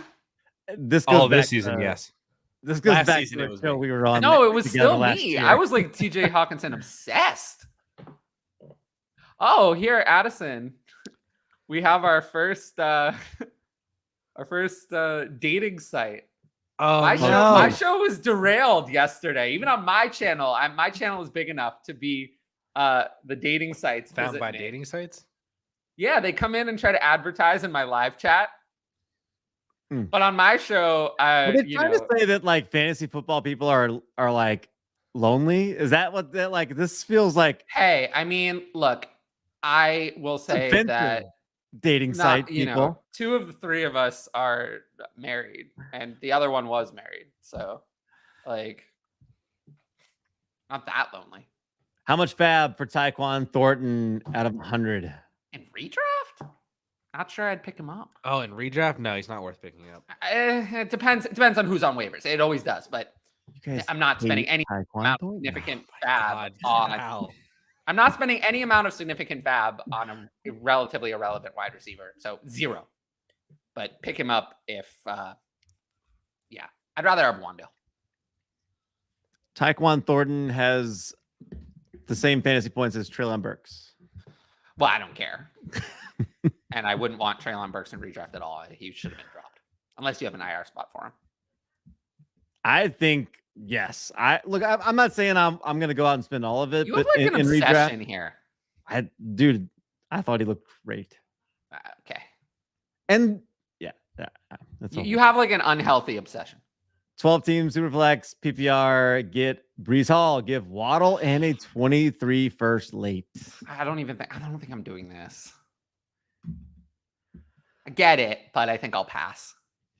Like if this is like not how I play Dynasty. If this is like it's not how I play Dynasty either. If this were like the 2020 class, I mean, remember the 2020 class, like Javonte Williams was available and Jalen Waddle and Devonta Smith were available at 110, 111, and 112 a lot of the time. Mm-hmm. And like if you pick Jalen Waddle at 111, like could it be that kind of class again? So no, I'm just not taking the risk. She's wants to know if they can drop Dobbins. No, not in Dynasty. Well, I assume this is a redraft question. In a redraft question, I still think you cannot drop J.K. Dobbins, but you cannot start him. You cannot start him next week. I have J.K. Dobbins at running back 31, so that's outside of startable range. And his knee's acting up, so I mean, like it's very possible that Kenyon Drake is going to start this week. Yeah, but you're not. But you can't start Kenyon Drake because you don't know. If you don't know, and you're not gonna know. You don't know, and you're not gonna know. You don't think you're gonna know by game time if Dobbins? I don't, because if Dobbins doesn't play at all, then you can start Kenyon Drake, but you're not gonna know. My guess is it's gonna be. Did you know that Melvin Gordon was gonna be apparently taking a nap on the sidelines? I think it's gonna be like an injury though. This is different. Oh, Melvin Gordon was injured too, but he says he was healthy. I don't know what the coaching staff was thinking, but I do think this is a kind of thing where Dobbins is going to be active. Dobbins is going to say that he's good to go, and we're going to have no idea whether it's just going to be Dobbins is going to get 15 carries and Drake is going to get 5. Drake is going to get 15 carries, or Dobbins is going to get 5. Gus Edwards could still be activated this week. John Harbaugh said Gus Edwards is close to coming back. You cannot start either one this week because you're just not going to know. You're risking nothing. You're risking 0 from whoever you play. You can't start either one. Speaking the leading Baltimore Ravens rusher is Justice Hill. Like in a single game, the most a running back has gotten from the Ravens this year was 13 rush attempts. And then they're 13, 11, 10, and then nobody else has had more than 8. That is the season high in one game given to one running back right now. So, yeah. Well, their best running back has yet to see a down. I love Gus Edwards. Yeah. I will say it's kind of crazy, but the Ravens are 3-3. Yeah, they lost some really bad games too. Mitchell Grady asking price for Mike Williams 12 team super flex. So I pulled up the trade finder already, but the trade finder. Mike Williams or Josh Reynolds in a 23 second. Williams or 2 seconds. Williams still. barely. Williams in a super flex. Williams and Russell Wilson or Kyler Murray. Kyler Murray. I don't want washed up quarterbacks on my team. Did you see the video of Russell Wilson walking in the tunnel? Do you see that? No. Not one. His one teammate actually acknowledged him. One. It was Jerry Jeudy. Everyone else ignored him. It's like he wasn't there. It's like they all hate him. Let's also look at the picture that was posted on Twitter. 3 different plays. Receivers wide open. Russell Wilson not looking. Doesn't notice. Odell Beckham's dad is back on Twitter. Doesn't notice wide open receivers. No. All right. Wait, it gets better. One last thing. And I tweeted this. We live in a world in 2022 where Latavius Murray had as many carries as Russell Wilson had completions. That was the Broncos' game plan yesterday. And they lost. Again, I don't want Russell Wilson. He's washed up. And in 2026, the Broncos will have the pleasure of still requiring $31 million to cut him. 2026, they'll owe him $31 million. So they're doing just great. Oh, wait. Sorry, I just hate Russell Wilson. I hate him. It's like, if you want to talk about my new... I couldn't tell. Oh, if you want to talk about someone who's come... he is... His whole team hates him. So why should I like him? Doesn't matter because he's not going to play this week. Now he has a hamstring injury to add to the shoulder problem. Let's see. George Kittle or Hollywood Brown? Ooh. If it's not tight end premium, I'll still go with Hollywood Brown. Kittle really has been a disappointment. What do you think? I guess all tight ends have been a disappointment. Yeah, pretty much. Ed says he wouldn't drop Dobbins, but if he has a decent game, it's past time to move him. Yeah, I think that's Ed's thinking from a dynasty standpoint, which... Yeah, even in redraft, though, you can't drop a running back who might be a starter without any injuries. We could just 2 weeks from now, he could just be the starter again. You can't drop. It's just not how redraft works. You don't drop players like that. But you cannot start Dobbins. You're going to have to miss the first week he's the starter. You're not going to be able to start him until you see it, because you want 7 for 15. You're not going to get any reception. 1.5 points is what you're risking if you start. I kind of wonder if Gus Edwards, when they activate him from the pup, if they that could be a new disaster. Do an IR stint for Dobbins, and that I kind of would hope that actually. Well, then you could drop him. 12-team Superflex. I'm 1-5 rebuilding. Trade Breece for Javonte and a 24 mid first. No. No way. You can get more than this. It's not good enough. If we were talking, I can't imagine in a rebuilding situation I want to trade Breece, but let's say I did. How about it would need to be Waddle and a 24 mid first or something, like CeeDee Lamb and a 24 mid first.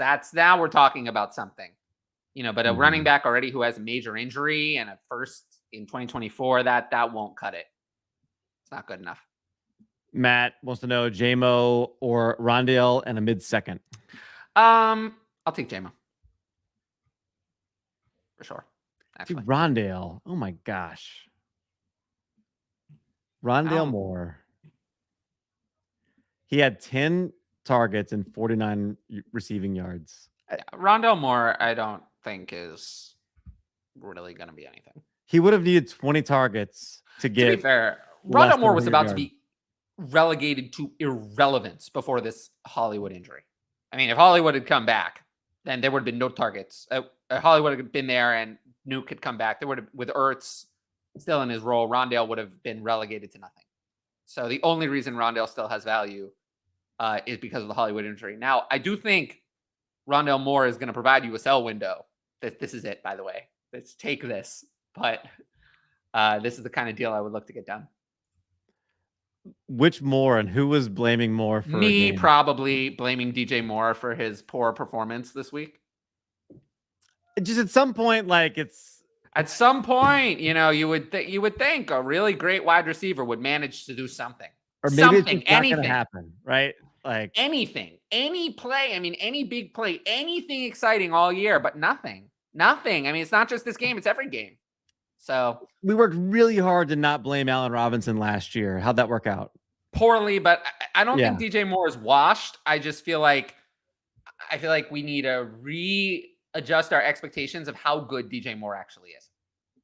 Yeah, I think he's a good wide receiver. I just think like sometimes this kind of thing happens. I can't see Carolina wanting to get rid of him. I just can't. Like, no, maybe why they would do. You? I just can't see them wanting to get rid of him. And then I just also think they can't get rid of him anyway. They're incompetent to be able to get a quarterback for him. They've tried 4 years in a row with different quarterbacks, right? Like, I mean, unless they were going to get a first-round pick in return, I mean, they would take a massive dead cap hit to get rid of him. I mean, massive. So, thing is, it doesn't matter who we blame. Like, it's not good for your fantasy team. What he's producing is not good for you. Yeah. So, who cares who gets the blame? Well, we want Sam Darnold to come back in. I think Sam Darnold would give him some hope. But like, that just shows how desperate it is that we're like, please let Sam Darnold come be his quarterback. Well, I was right about Baker Mayfield being horrible. We can talk about that. In a 14-team, 1 QB dynasty league at this point, would you rather slot Kenneth Walker in the 23? Oh, okay. Where would you slot him? Okay. Yeah, so we probably lost the person who would be Addison. I think is taking the rest of the night off, so it's just the two of us. Addison would know this better than either of us. Mm-hmm. But for me, it's not really an answer to this question. But I have Kenneth Walker right now as the Dynasty RB6. So high is your answer. Which doesn't include 23. It doesn't include them, but like I value him as Dynasty RB6, so pretty highly. Yeah. Yeah. I would it would need to be an early first for me to move him. Pretty early. Oh, really? So you've got like you weren't even willing to take you were willing to trade him for any first. But like this last week, I guess you're like, okay, things change. I mean, things change. He comes in and he's a workhorse. That didn't happen before, so that changes things. Like people always say, like, oh, I'm quick to adjust to things, but it's never a given that someone is actually going to produce. It's not given. Of course. I mean, I've been high on Kenneth Walker, and he started off like shot out of a cannon with his first 2 runs, but like he didn't follow it up really with very much after that. I'm not super concerned about that. I just think we'll see. We'll see. In other words, I don't think he's like solidified himself. Like I'm more enough history for him to have solidified himself yet, I guess is what I'm saying. Yeah, he had 21 carries. I'm really not. That's pretty good. And I do like a rookie. I just don't want to overreact. I want to properly react. Also, like Rashad Penny is gone. He's not coming back. It's not like he's coming back in a couple of weeks. Like the Ramondre Stevenson, Damian Harris situation. Like Damian Harris is going to come back. And I think when Damian Harris comes back, that's going to be a committee, although it will probably favor Stevenson more than it had. There is nobody coming back. There is nobody coming back. This is how it's going to be. This is it. So this is the Walker you're getting for the rest of the year. And I'm probably moving forward. Because if this is for the rest of the year and it goes like it has in the last 2 games, I don't know why they would move away from it. He's been good. What's the move with Cam Akers at this point? Droppable or just hold? In redraft, honestly, I think you can cut him. In redraft, you can cut him if you need the spot. Yes, absolutely. Because, I mean, it depends. I mean, he's really, in Scott Fishbowl, I wouldn't cut him. But like, just because of who you're adding in that kind of league. But in a regular redraft league, 12 teams, 15 roster spots, he can go. So if let's say redraft, let's just if he's on, would you cut him for Kenyon Drake? Oh, I think I would have to. Yeah, in redraft, it is what it is. You need players. Would you cut him for Wandale? Oh, absolutely. Yeah, I'd rather have Wandale than Kenyon Drake. How about for Tyquan Thornton? Yeah, I think I would. Yeah, I really like I don't think you need to roster Cam Akers in redraft unless it's a very deep league, like Scott Fishbowl style league. The thing is, it's hard to imagine a scenario where whatever is going on, where you can't work it out and figure it out where he is, what's going to change that all of a sudden it's going to be able to be worked out and like where you have full confidence. I mean, Latavius Murray just walked into the Broncos and suddenly became the starter. So like, yeah, but there's something else going on here. And we don't know what it is. So it's hard to speculate, but like something else is going on. Like I can't think of whatever else it is. That's like, he's never playing it down here again is just going to be fixed somewhere else. Yeah, I don't know. But whoever acquires him would have traded something to get him. So they're not just going to put him on the, you don't trade a pick for someone and then just send them to the bench. Sure. Let's see. Okay, some back and forth here. TJ Keene, 96, full rebuild, 12 teams, Superflex, trade Jacoby Brissett, Khalil Herbert, and Damian Pierce, and got a mid-23 first and third and Howell. Not bad. It's not bad. The only piece of any interest here is Damian Pierce on the other side, yeah, right? It's not bad. I think I would take the mid first still. Mm-hmm. I think that's going to be by far, when we make that pick, is going to be by far the most valuable asset in this trade. Brissett is a dying asset. Khalil Herbert, I think, is just a backup, unfortunately. Yep. Even though I like him, I think he's just backup. Maybe wants to know if you would trade away DK and Hopkins for Jalen Waddle. For sure. This is very meh to me. I actually feel like you can capitalize more on DeAndre Hopkins than this. I'd rather have Waddle, but not by much. Waddle and DK are still in the same tier for me. Waddle's had some inconsistency also. And, DK could still get the quarterback situation fixed. The age difference is only a year. So, yeah, it's fine. But maybe you can do better with Hopkins. What's his value in a 1 QB league? I mean, quarterbacks are really not worth much in a 1 QB league, especially not Tua, who's the ceiling is just not there, really. So, not much. Like, would you trade him for like Michael Thomas or somebody like that? Like somebody. I mean, I have Michael Thomas ranked higher in a 1 QB. Mm-hmm. So, yeah. How about Saquon's value? Now? I mean, Saquon's worth a good amount. Yeah. So yeah, multiple firsts. Mm-hmm. He's really bounced back a lot. Keenan Allen, man, he's Keenan Allen. I think is washed. I think Keenan Allen's done. I don't want 30-year-old who can't come back from an injury. That tells me that player is it's one thing to have a player in their prime who has a bunch of injuries. Maybe that player can come back. You're injury prone until you're not, but a 30-year-old already struggling with injuries, that usually means it's over. So, no real value for me on.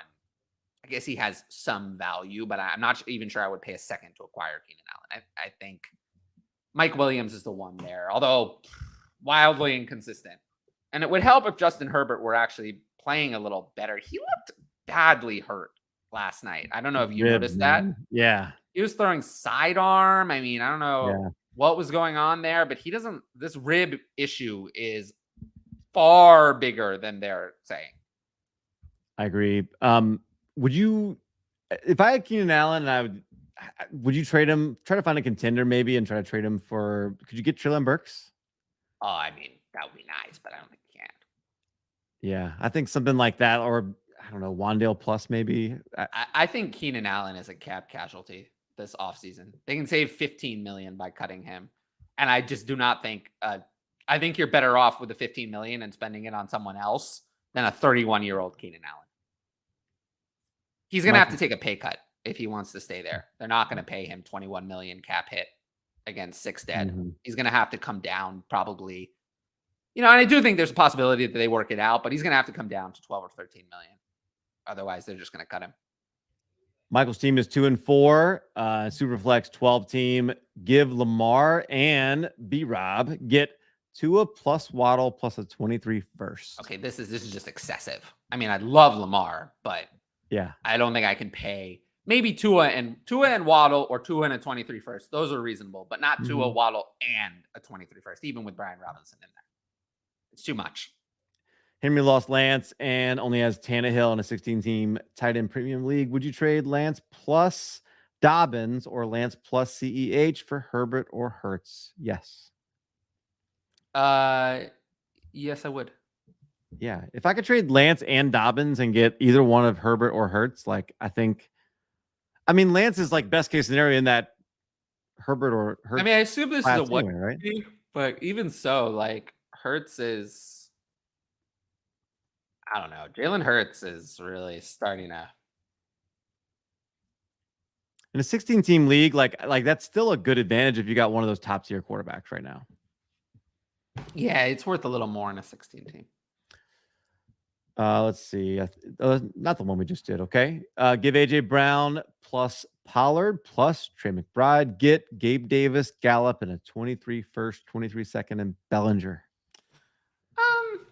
I mean, yeah, like the second and Pollard are worth about the same. McBride is worth a little bit more than Bellinger, but not that much more. Not a ton. Yeah. Yeah, not a ton. So I might prefer Bellinger even. Like I prefer McBride is so much of a better prospect that I think I would prefer McBride, but I understand it. Outside of that, then but let's say it's around the same.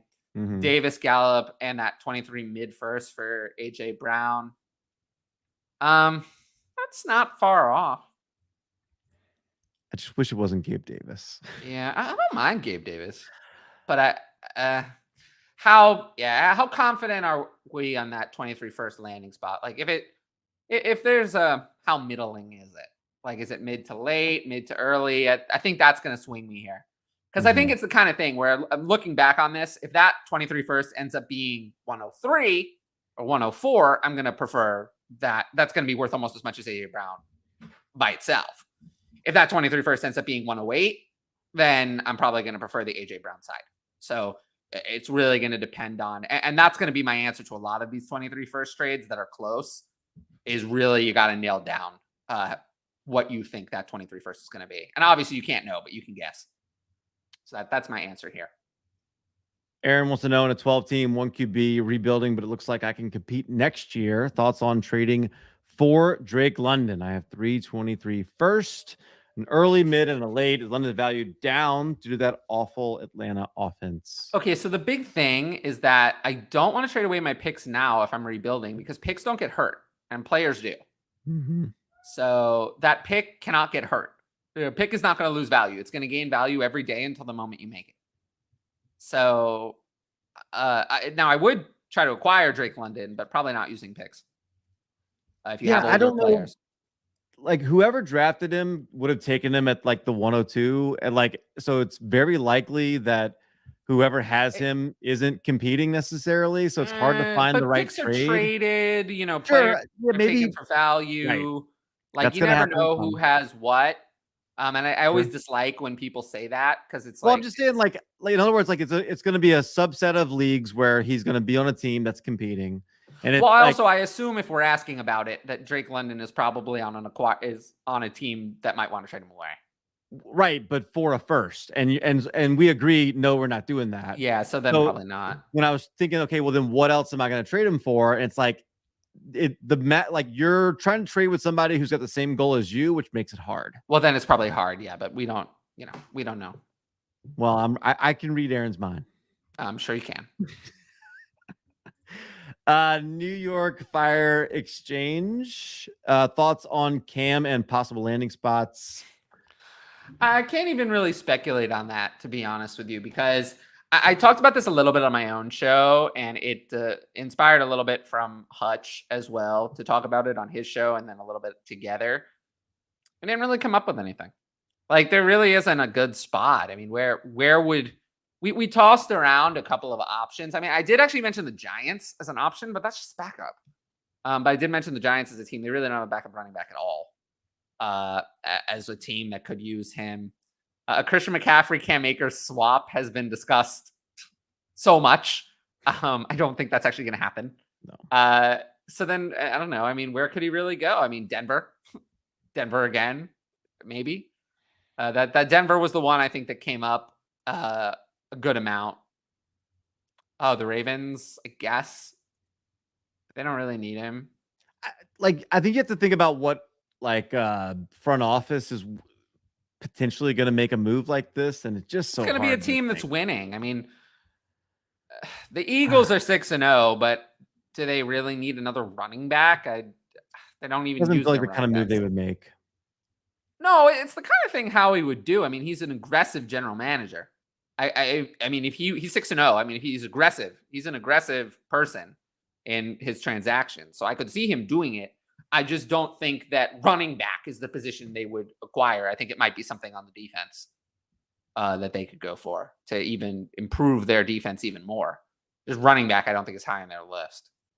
I do think it's the kind of thing where over the next couple of weeks, if there's an injury to a team that really only has one running back and no good backups, then they could make a move.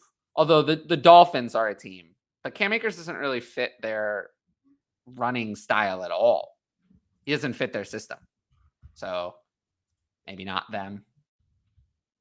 There isn't really that one destination that you have like circled as like that makes the most sense. The Broncos would be the top choice. The one that makes the most sense because they're desperate. And running back is clearly an issue for them. If you had Cam Akers and somebody offered you Ezekiel Elliott, would you take it? Oh, I would. Yeah, I would. Wow. I know. That's crazy. And correct. How the mighty have fallen. Right. Greens Point, Gridiron, 12 team, Superflex, full PPR, start 10. I just got Amon St. Brown, Ken Walker, London, and Eli Mitchell for Barkley, Fournette, and a late 23 second. What are your thoughts? Oh, I would take the Amon-Ra side so easily. Yeah, great deal. Easily, yeah. I'd rather have Amon-Ra over Barkley even now. And I'd rather have Walker over Fournette in a late second, and then there's even other stuff. So, yeah, it's Amon-Ra side easily. 12 teams, Superflex PPR. What's a reasonable price to pay for Josh Jacobs? I wish you had bought Josh Jacobs earlier. I mean, I did suggest it a couple of times. I threw it out there as a possibility. I think now it's too late. I think now it's going to cost a first, and I'm not paying it. So, would you trade a 24 first for him? No, I wouldn't. Okay, I just don't do that. Yeah, he's still so young that you kind of look at it and you're like, all right, I can kind of talk myself into this a little bit, but I just think it's risky. He doesn't have a contract after this year. Are they going to give him one? Maybe. Their transactions and moves say they don't want to. Right. Would you trade Javonte Williams for him? No, I wouldn't. Local liability, 10 team, 1 QB, 2 and 4 with Breece. Michael Carter? Michael Carter. Okay. And there's the rest. Okay, this is a very good team, by the way. Yes. It has Jefferson, Lamb, Debo, AJ Brown, and Breece. So all on one team. So that's pretty good with 323 firsts. So he's asking what moves he can make. I don't know. I'm kind of done building around running backs. You have the running back I would want to acquire, high-priced one I would want to acquire the most in Breece. I don't know. You could target Fournette is the one I've said a lot. Could you toss a couple of seconds at Fournette to go for it? But you're 2 and 4. So I don't know. Maybe you just don't go for it. Maybe you just kind of relax. That's probably my advice. I don't think I'm acquiring running backs if I'm 2 and 4 with this team. Could you trade a 23 second and gosh. But why? You're 2 and 4. It's a good team. I don't know. I guess I'd it is a good team. I'm a little confused as to how it's 2 and 4. Me too. It's a good team. Yeah. All right. Let's see. Eric, Hurst, rebuild, Henderson, or Rondale. I don't really want either. They're both sell highs who have been given an opportunity. Their talent does not dictate that they deserve. I like Rondale. Yeah, but I think just the RB scarcity model of once you get past a certain point, you should stick with the running back would tell me that Henderson should be worth more. But it is a rebuild, so I mean, I guess if you're asking who would I rather hold on my roster for years, it's Rondale, but Henderson is worth more. So if you're looking at it that way, if you have Henderson now, then I would try to move him. If you have Rondale now, I would probably try to hold him or trade him for something other than Henderson. I don't want Henderson in a rebuild. Henderson is bad. Just because Akers was bad also doesn't mean that Henderson is good, because he's not. Yeah, no, he's not going to get more than 12 carries, 13. Like, that's just kind of like his. Now, I will say, I would pick up Kyron Williams now he's not on most Dynasty waiver wires, but I would. He's on a couple, and if he somehow is out there, I would pick him up, because if you remember, week 1, Kyron Williams was about to get some carries and got hurt immediately while Cam Akers was completely benched. I think the plan for that game was that Kyron Williams was going to be involved in the running back rotation, but we never saw it because he was injured on like the first play that he was involved in. Mm-hmm. So Kyron Williams is someone I would add, because I think that he will be the complement to Henderson when he comes back and could compete for that role eventually. So I'd rather a second. Henderson is very risky than both, probably. I agree with that. Sure. Ridley Truther, London's 30% target share is sweet, but when it's off of 15 to 20 attempts, and it's not quite like, it's not as low as Chicago's, but it's not that far off. It's kind of comparable though. It's not that far off, right? But it's not quite Chicago. Who would you rather have, Waddle, Lamb, or London? Falcons are winning themselves. Yeah, Waddle and Lamb easy, I think, no matter what. But I will say, players who come in and are successful like he was off the bat, who are drafted in the first round, who have the pedigree he had, those players almost always succeed. Almost always. It's rare that those players fail. Yeah, maybe like the floor for a player like that is what DJ Moore's career has been. And that is not bad. You had a zillion opportunities to sell DJ Moore for a king's ransom whenever you wanted. And he's produced multiple wide receiver 2 seasons. That's the floor for a player like this. These players just they don't fail when they come in with this kind of pedigree and have immediate success. So, yeah. But yes, I would prefer Waddle and Lamb, because they're the same, except they've already done it. They've already done even more. They're also players who were first round picks, also came in and succeeded immediately, and also have the high target share. Especially Lamb this year has raised his target share, even with Rush. Actually, I think Lamb is a buy and has been the whole time. Lamb is now back to my Dynasty wide receiver 3, actually. He has quietly been very good. But Waddle as well. I like to watch. Waddle as well has been great. So these are all great players. Very interesting point here about them taking themselves out of the ability to go get a top first round. Like, I think we've all sort of been thinking, oh, just wait till next year when Drake London and Kyle Pitts have a good quarterback. They may make the playoffs at this rate, right? Like, I think like this is a bad NFC. Like, when you get past the Eagles, like, I think you have to think of it more. You get a Geno Smith situation where some team decides they don't want to have a real quarterback, and then he proves us all wrong, but whatever. You get a situation like that every once in a while. But I think you more have to think about quarterbacks as like a musical chairs game.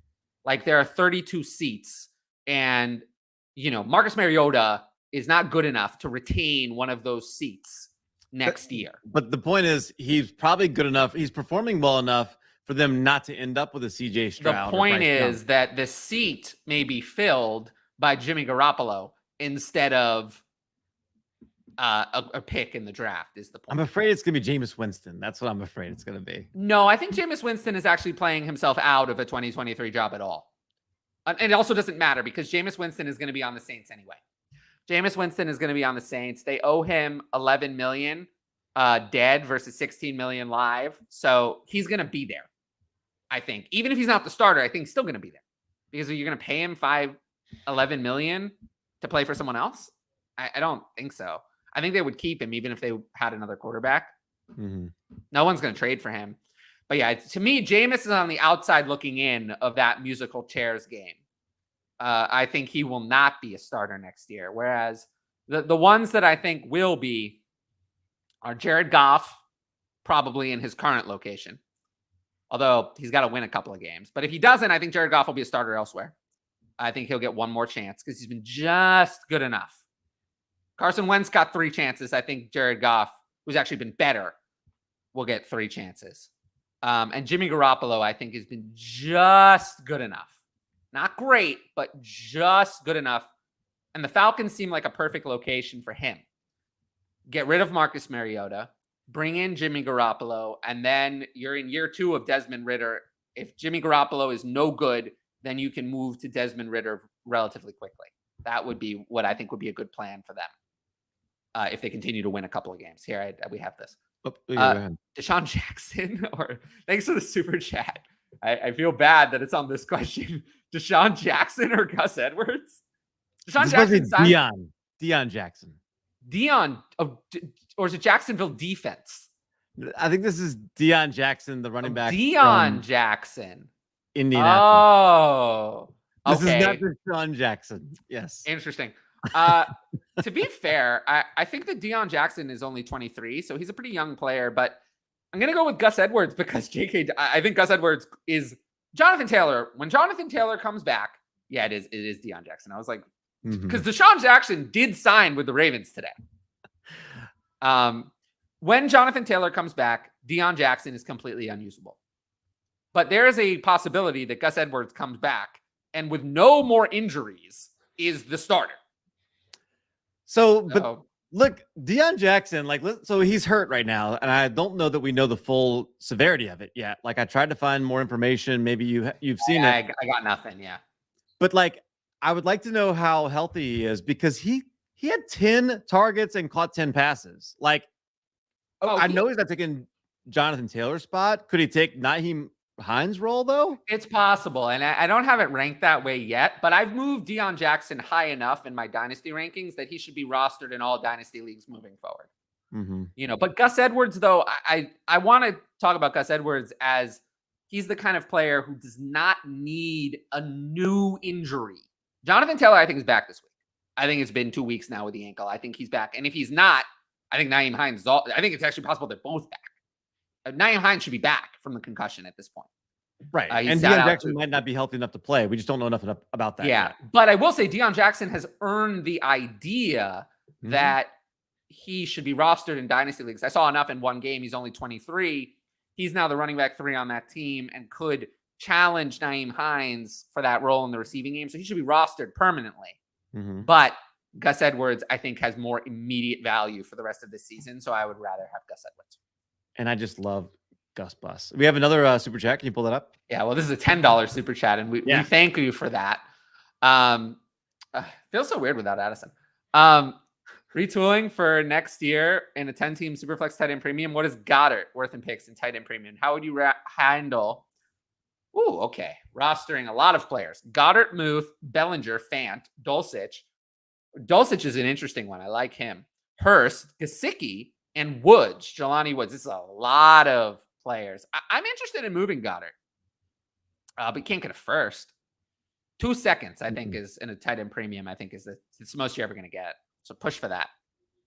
Yeah, when you think about picks, 10-team, you're not going to get a first. I mean, I think even in tight end premium, in Superflex tight end premium, I think are the only tight ends worth a first Pitts and Andrews. You're going to get a first for Kelsey. I don't think you can get a first for Kelsey. Well, I'm going to try this week. You can try, but I think the only tight ends worth a first on the open market, even in premium, are Pitts and Andrews. I think you're right. I think you're not getting a first for Kittle or Waller.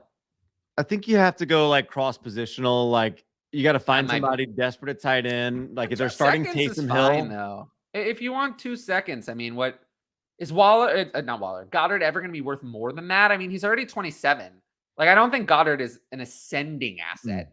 No, I'm just saying, if you can get Rashad Bateman or go cross positionally and get somebody somebody else. You have maybe you can take advantage of that. But I mean, I'm not even sure in this format that Rashad Bateman is a huge upgrade over Dallas Goedert value wise. Because you have too many tight ends here, dude. You've got to get rid of some tight ends. You cannot roster this many. I know you're make it exciting. And it looks like to me, based on who he's got on his roster, he really likes athletic tight ends. Look, I get What's Hurst doing on there then? Yeah, but Gesicki is off the charts. Jelani Woods too. Woods, even higher. I will say Greg Dulcich is a thing. Oh yeah, no doubt. He is a thing. He came in and immediately was good. That's in week. How often does that happen? That a rookie tight end is good in game one? He coming off an injury. Coming off an injury in his first ever game, he played 71% of snaps and caught a touchdown. That's very rare for a rookie tight end. I mean, to give you some comparables, Hunter Long was drafted in the 3rd round last year, similar athletic profile and all of that. And he has yet to make the active roster for all but like 3 of his career games. And that was last year. So any playing time is impressive, let alone playing most of the game, let alone catching a touchdown. I mean, those are great things. So he's someone I think has a bright future. But yeah, he's not the one I would look to move. It is Goddard and Hurst, of course, I would like to move. Yeah. Keep Gesicki, like keep him around, like have him be like your last guy. But so many of these projects in a 10-team league, like you're not starting these guys. Bellinger is getting to the point where you actually might be able to start him. Sure. I have him at 16 this week. I guess you can start him. All right. Thank you for that, Lounging Bear. Grant G, 12 team. See, if it's a super chat, we'll spend longer on questions like that. That's a good way to get me to answer the like, how would you handle my team? I'll answer it if it's a super chat. And we'll make Tyler read every single one of the names that you put up there. It's true. Yeah. For a super chat, I will. 12 team 1 QB. I have stud wide receivers, Jefferson, Chase, Lamb, and Waddle. Congratulations. But garbage running backs, Javonte. Ugh. I hear a lot of this a lot. Yeah. If you went hero RB with Javonte. Yep. 3 firsts in 23 and 2 in 24. Better to melt down a wide receiver into a running back plus. Trade picks for running back. Stay patient. How do you handle this? I would just, I don't know. I'm not doing that. So it's me neither. Answer. You've done a great job of assembling like a great wide receiver core that you can keep together for a long time. It's also the kind of thing where like Breece Hall is like one of the running backs in that higher range that I'll actually roster. But after him, maybe I'd consider Kenneth Walker at his price. But after that, it gets really ugly. Lincoln was here, traded away Brian Robinson for Waller and Thielen in a Dynasty 1.5 tight end premium league. I did the trade to start the 3-headed tight end monster with Kelsey, Andrews, and Waller. It's fine. I mean, the value, he's on the Waller side. But yeah, it's fine. And thoughts on Bellinger? I like him, but we talked about him a little bit. Garrett Wilson, I assume, it's gotta be Garrett Wilson, yeah, or JMO in a 23-second. Still Garrett Wilson. Same here. DJ Moore only 25, says Freak Stomp 49er, who clearly is saying this to make DJ Moore want to accept a trade to the 49ers. Let's just be honest. That's the only reason why I say this. Cup did not break out at 28, by the way. This is false. No, Cup had, yeah, that's what Cup was the wide receiver 4 in 2019 at 26. Wide receiver 4. Also, if we're saying he's going to be 3 years from now breaking out, sell now and buy him 2.5 years from now. Yeah. Also, Cooper Kupp is now in the middle of his 3rd season. That's better than any that DJ Moore has ever had.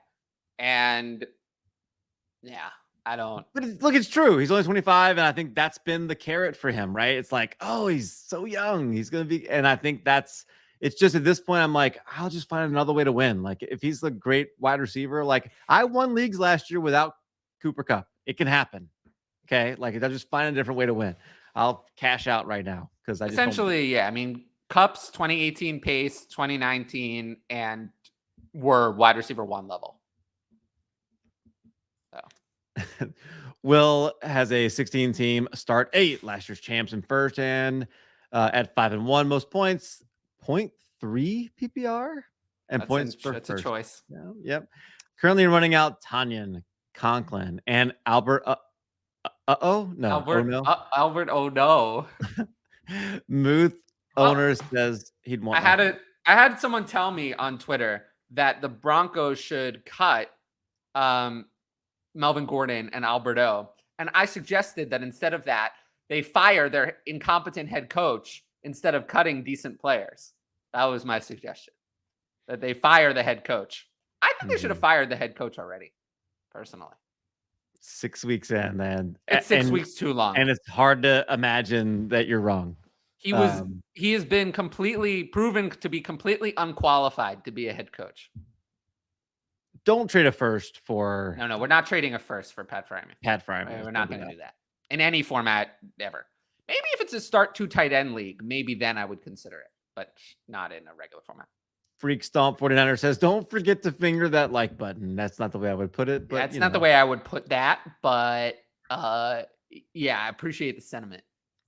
I think this is like the Chicago pedestrian. I think this is like offensive to pedestrians. Yeah, this is the Tinder website from yesterday that was on my show. Tinders-hot.xyz. Contending had decent running back depth with Jacobs, Etienne, Mostert to get me through the year, and got offered 24 first, Dylan and Burks for Chubb. I'll take the package. Me too. Carlos says, terrible take on Fields. Carlos just doesn't like my takes today, but that's fine. I don't think any of us were in on Fields though.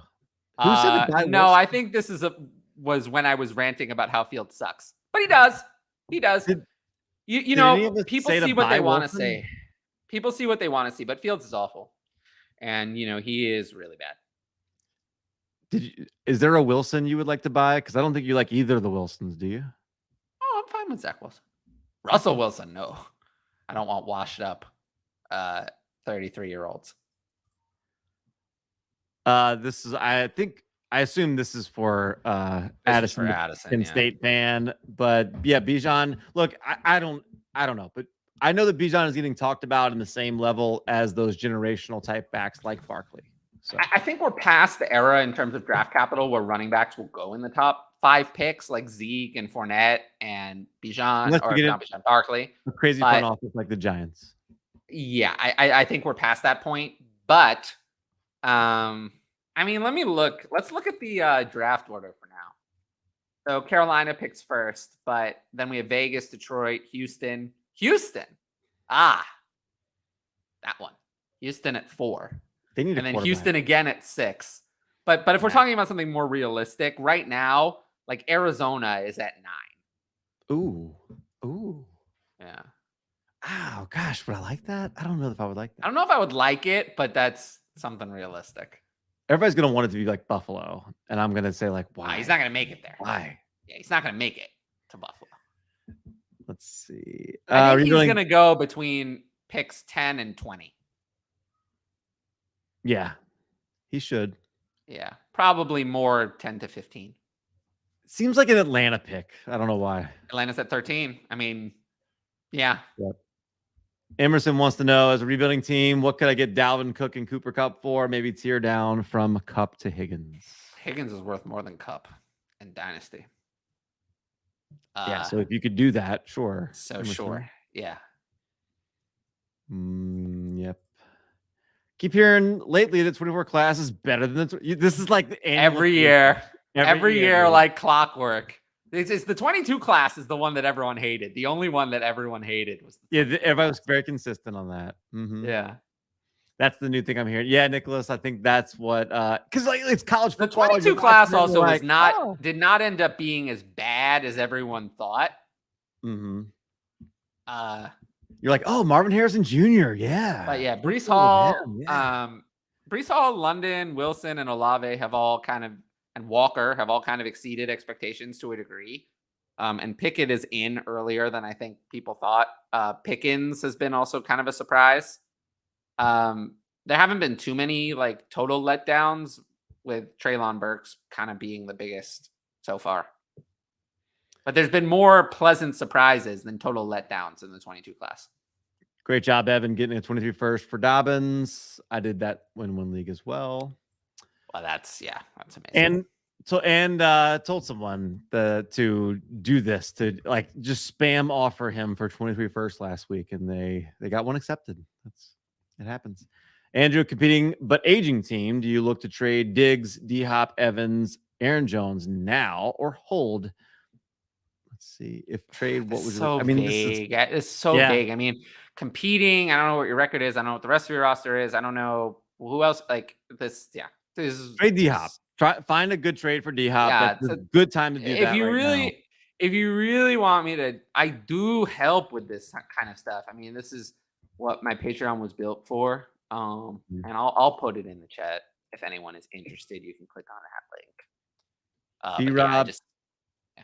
I'm sorry. B-Rob and Ayuk, or definitely check out the chat. That's a really good. Make sure you do that. B-Rob and Brandon Ayuk or Hollywood Brown. I'll take B-Rob and Ayuk. Barely. It's tough. Hollywood's hurt. Robinson, I feel like could gain some value. I mean, this week we're coming up on a matchup with the Packers, whose run defense is suspect. To say the least. It's not good.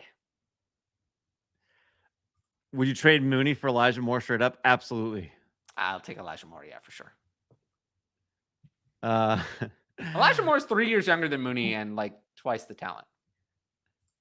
It says, take my word for it, dating sites. People who play fantasy football are swimming in date offers. We don't have use of your services. Thank you. Good job, Ed. Give Sutton early 23 first, late 23 first, or get Justin Jefferson early 24 second. Man.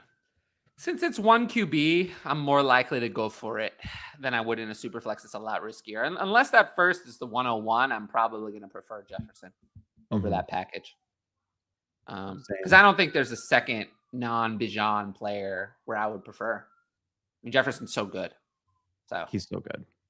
Yeah, you want to grab that super chat for us there? Yeah. Oh, I appreciate a $9.99 super chat. I love it. All right. So Chase, Pitts, Watson, Deontay, 323 first, the only pieces with value. Battle for 101. We'll get 101 or 102. That's going to matter a lot in a 1 QB. Trade Chase and Pitts for more pieces because I have none. If so, wide receivers to tier down to from Chase. I wouldn't. If you're in a rebuild, just hold on to Chase and Pitts, especially because Pitts is losing value. Definitely not going to do that. You don't want to trade Jamar Chase in a rebuild. He's the kind of player you build around. And Pitts too. I think Pitts is a good. I agree. Building around both of those players right now, and I think and look, you'd hate for that to be the difference between getting the 101 or the 102, but who are you tearing down from that's going to produce nothing for you? Yeah, you don't want to do that. You're probably actually going to tear down to a bunch of pieces that'll produce a little more. Right? Yeah, so you probably don't want to do that. Deontay, you could just sell Deontay if you want to get the points off your roster. Yes, because Deontay is a sell for me. I'm scared of Deontay. I don't think Kenny Pickett is anything special, and George Pickens looks good. Pat Freiermuth also looks good. I think it's going to be. I don't think Deontay is going to be a wide receiver 1 in this offense. I don't think Deontay is all that. He's good, but he's not. He's situation dependent. He's not just an auto alpha. I understand, but it's Jamar Chase. You can't just sell him for less. And the 102 is not going to be bad, by the way. Jamar Chase is rather one, but I think I'd still rather Jamar Chase over Bijan Robinson. So he's that good. Are we scared of Tua? No, but he's not valued quite as highly as he was before. I'm not scared of him. Hollywood or Tua in a super flex? Tua so easily in a super flex. Nicholas wants to know: can Keontae Ingram actually get on the field soon, please? If he could barely get on the field this week, then the answer to that question is no. No, he can't get on the field. He's their RB4 when everyone's healthy. So no. Sorry. Weston wants to know: in a 12-team Superflex PPR, start 9. My starting QBs are Russell and Mayfield. I have 5 23 first. Give Hall early 23 first. I don't like the way this is starting. Late 23 this is first, a bad start. Early 23 second. Get Herbert. And we're not doing any. We're not doing any part of this. We're not adding multiple firsts. I think you asked this yesterday on my show, and I said no. My co-host, I feel like, argued a little bit more with me, but I was one who said easily no. Seems like Cal might be with me. Nope. I am. We are not doing this. Next one. Take this. Should I trade Kenyon Drake to the Dobbins owner, or is that a lost cause? Well, you might as well try. What do you have to lose? Okay, I'm now alone. Yeah, I would try to get a third. I mean, you have nothing to lose. Yeah, I would try. Never a lost cause. All right, Breece Hall and pick 301 for Swift and Ayuk. PPR Superflex Start 10. Who won? I'll take Breece Hall. I mean, even without the pick, I would rather have Breece Hall over Swift and Ayuk. The difference between Hall and Swift is a lot. Hall is like 2 years younger, 2.5 years younger, and better. So yeah, Ayuk is not enough to bridge that gap, let alone with another pick. So Hall side. Then next, traded Cortland Sutton for a 2023 first. I mean, with how Russell Wilson has been looking, I think it's a pretty good deal. I would take the 2023 first over Cortland Sutton. Cortland Sutton's also 27. Not as young as I think people think he is. All right. Oh, you're back. All right. We're back to this. We're on this question now. 12-team Superflex rebuild Carr and Godwin for Lance, 24 first and a 25 first. Lance, I think is worth similar to Carr, and then but in a rebuild, I'd rather have him. And Godwin is good, but probably not worth 24 and 25 first, even though it's farther away. I will say Jimmy G has kind of he's been just okay. He's been Jimmy G. Yeah. He's been the reason why they went and got Trey Lance. Yeah, but like there was a team in 2021 that intended to have Ryan Fitzpatrick as their starting quarterback. And Jimmy G is better than Ryan Fitzpatrick ever was.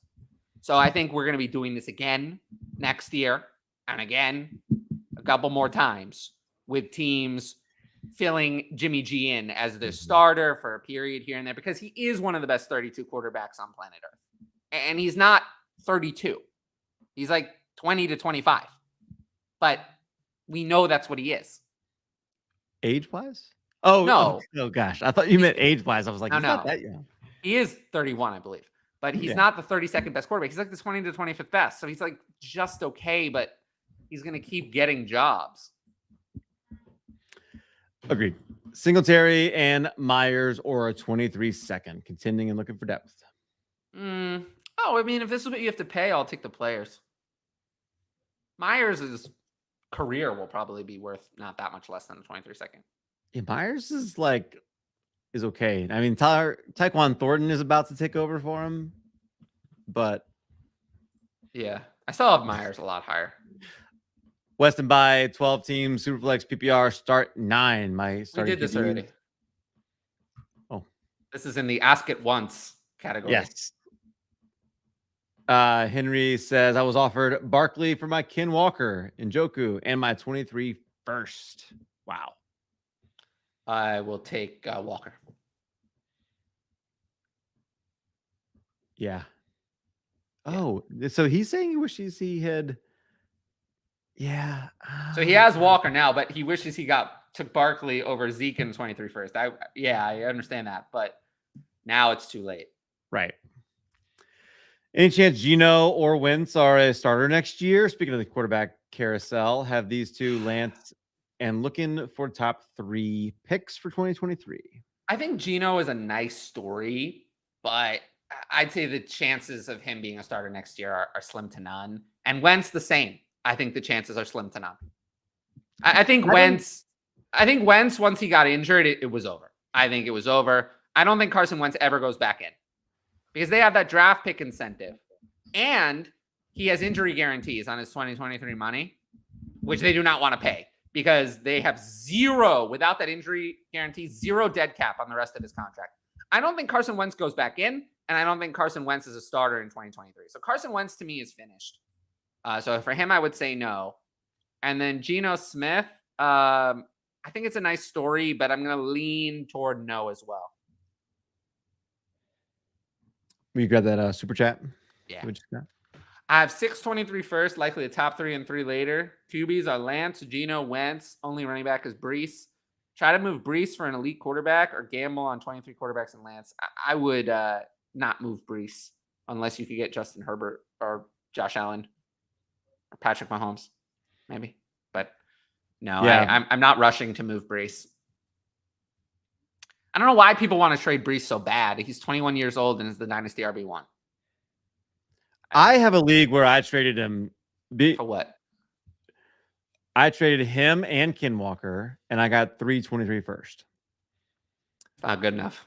It's a league where I don't want to build around running backs, and I have nothing else. And I ended up with now I've got 623 first, and I should have like something kind of similar where I'm gonna have like the top few, and it allows me to rebuild my team the way I don't want to build it around these running backs. I have no quarterbacks. Like by the time I get to the place where I'd be competitive, like now they're going to be 24, 25. I just don't want to build that way. Yeah, for me, it just isn't. This isn't, isn't good enough. We did. Yeah, we did that one. Bijan, get Bijan and likely 2 other running backs with my 6 first and 2 early seconds. Oh, we did. Yeah. I have 3. Oh, we did this already as the super chat. Let's see. Kid Coop, this contingency deal worth moving. Kyler in a 12 team Superflex PPR. He gives me Lamb 23 first, 23 second. I give up Kyler and Gainwell. If he finishes top 4, I get a 24 second. If he finishes bottom 4, I give him a 24 second. It's confusing, but to try to simplify this in my head, I would take the Lamb side. We're past the point where Kyler is worth like extreme value tier. Now he's just worth a lot of value. So Lamb in a 23 first over Kyler, and then second over Gainwell. Lamb side. Bapjap just traded Waller for Henderson, running back. Just not overall impressed with Waller this season in a beginner non-competitive family league. Did I win this trade? You did not. Sorry, bud. I'd rather have Waller. I would rather have Waller as well. Gosh. This is tough. Like if you're in a family league, it's competitive or not competitive. This is so hard. You can find running back so much easier than tight end. I mean, you're going to find a tight end who's going to produce like Waller. I know he's been disappointing, but tight end is a wasteland. I mean, they just extended him. He's not going anywhere. Costi wants to know if you had traded your 23 first and you're middle of the pack, are you trading any spare first to boost up even more? This is so vague that I don't even know how to answer that. No. If I'm middle of the pack, I'm not getting rid of. Yeah, I agree with that, but also this isn't even really a question. Hayden the Rooster, someone's wanting my Ramondre Stevenson. Other running backs are Swift, Walker, Wilson, Dillon. Should I trade Stevenson for a 23 first, or would y'all shoot for Hunt? I would rather the first than Hunt. First, yeah, I'd rather the first, and that's enough. It is. And look, I think Ramondre Stevenson looks awesome, but I feel like my experience with the Patriots backfield tells me that doesn't matter. It's nice to know. Share carries. It's nice to know that if the other running backs are hurt, they'll give Ramondre Stevenson a workhorse role, because that wasn't even true in the past. Right. In the past, no matter how many players were hurt, they still formed a committee with whoever they could scrounge up. But I think it was with players they had around for a long time. I think what's different now is like Brandon Bolden last year was not a player they had for a long time. Oh yeah, he was on their roster for a long time. I mean, was he? Yeah, absolutely. But he didn't really see a lot of playing time. I mean, didn't he bounce around the league? I feel like he's a player who bounced around. I remember him being on oh no, he was there. Yeah, he was there for a while. Yeah. And then he had that 1 year he went to Miami and then he came back. It's now they got like Pierre Strong and I just don't think they have they're not comfortable with anybody else. I think that's what's helping him right now. But it really did used to be this is the first time it's ever happened. Yeah. Yeah. So it is nice to know. So at some point there was another situation, but they still went to the scrounge up guys. So it is nice to know that they are willing to give Ramondre Stevenson that work. That is something that's not been true of a Patriots running back in my fantasy. Since Corey Dillon. Yeah, but that's outside of my fantasy life. Yeah. So that's good. But I do think that if they have Damian Harris or whoever they replace Damian Harris with next offseason, it'll be a committee again. So I don't want to overvalue Ramondre Stevenson. Yeah. But I have moved him up in Dynasty because it's nice to see that he has real upside. He's an RB1 this week. And he was an RB1 last week. Absolutely. So that's something. I'd rather have him over J.K. Dobbins. Thanks, guys. Random follow-up. This was our first year for this league, so London was just another receiver. I don't remember the question. I don't know what that means.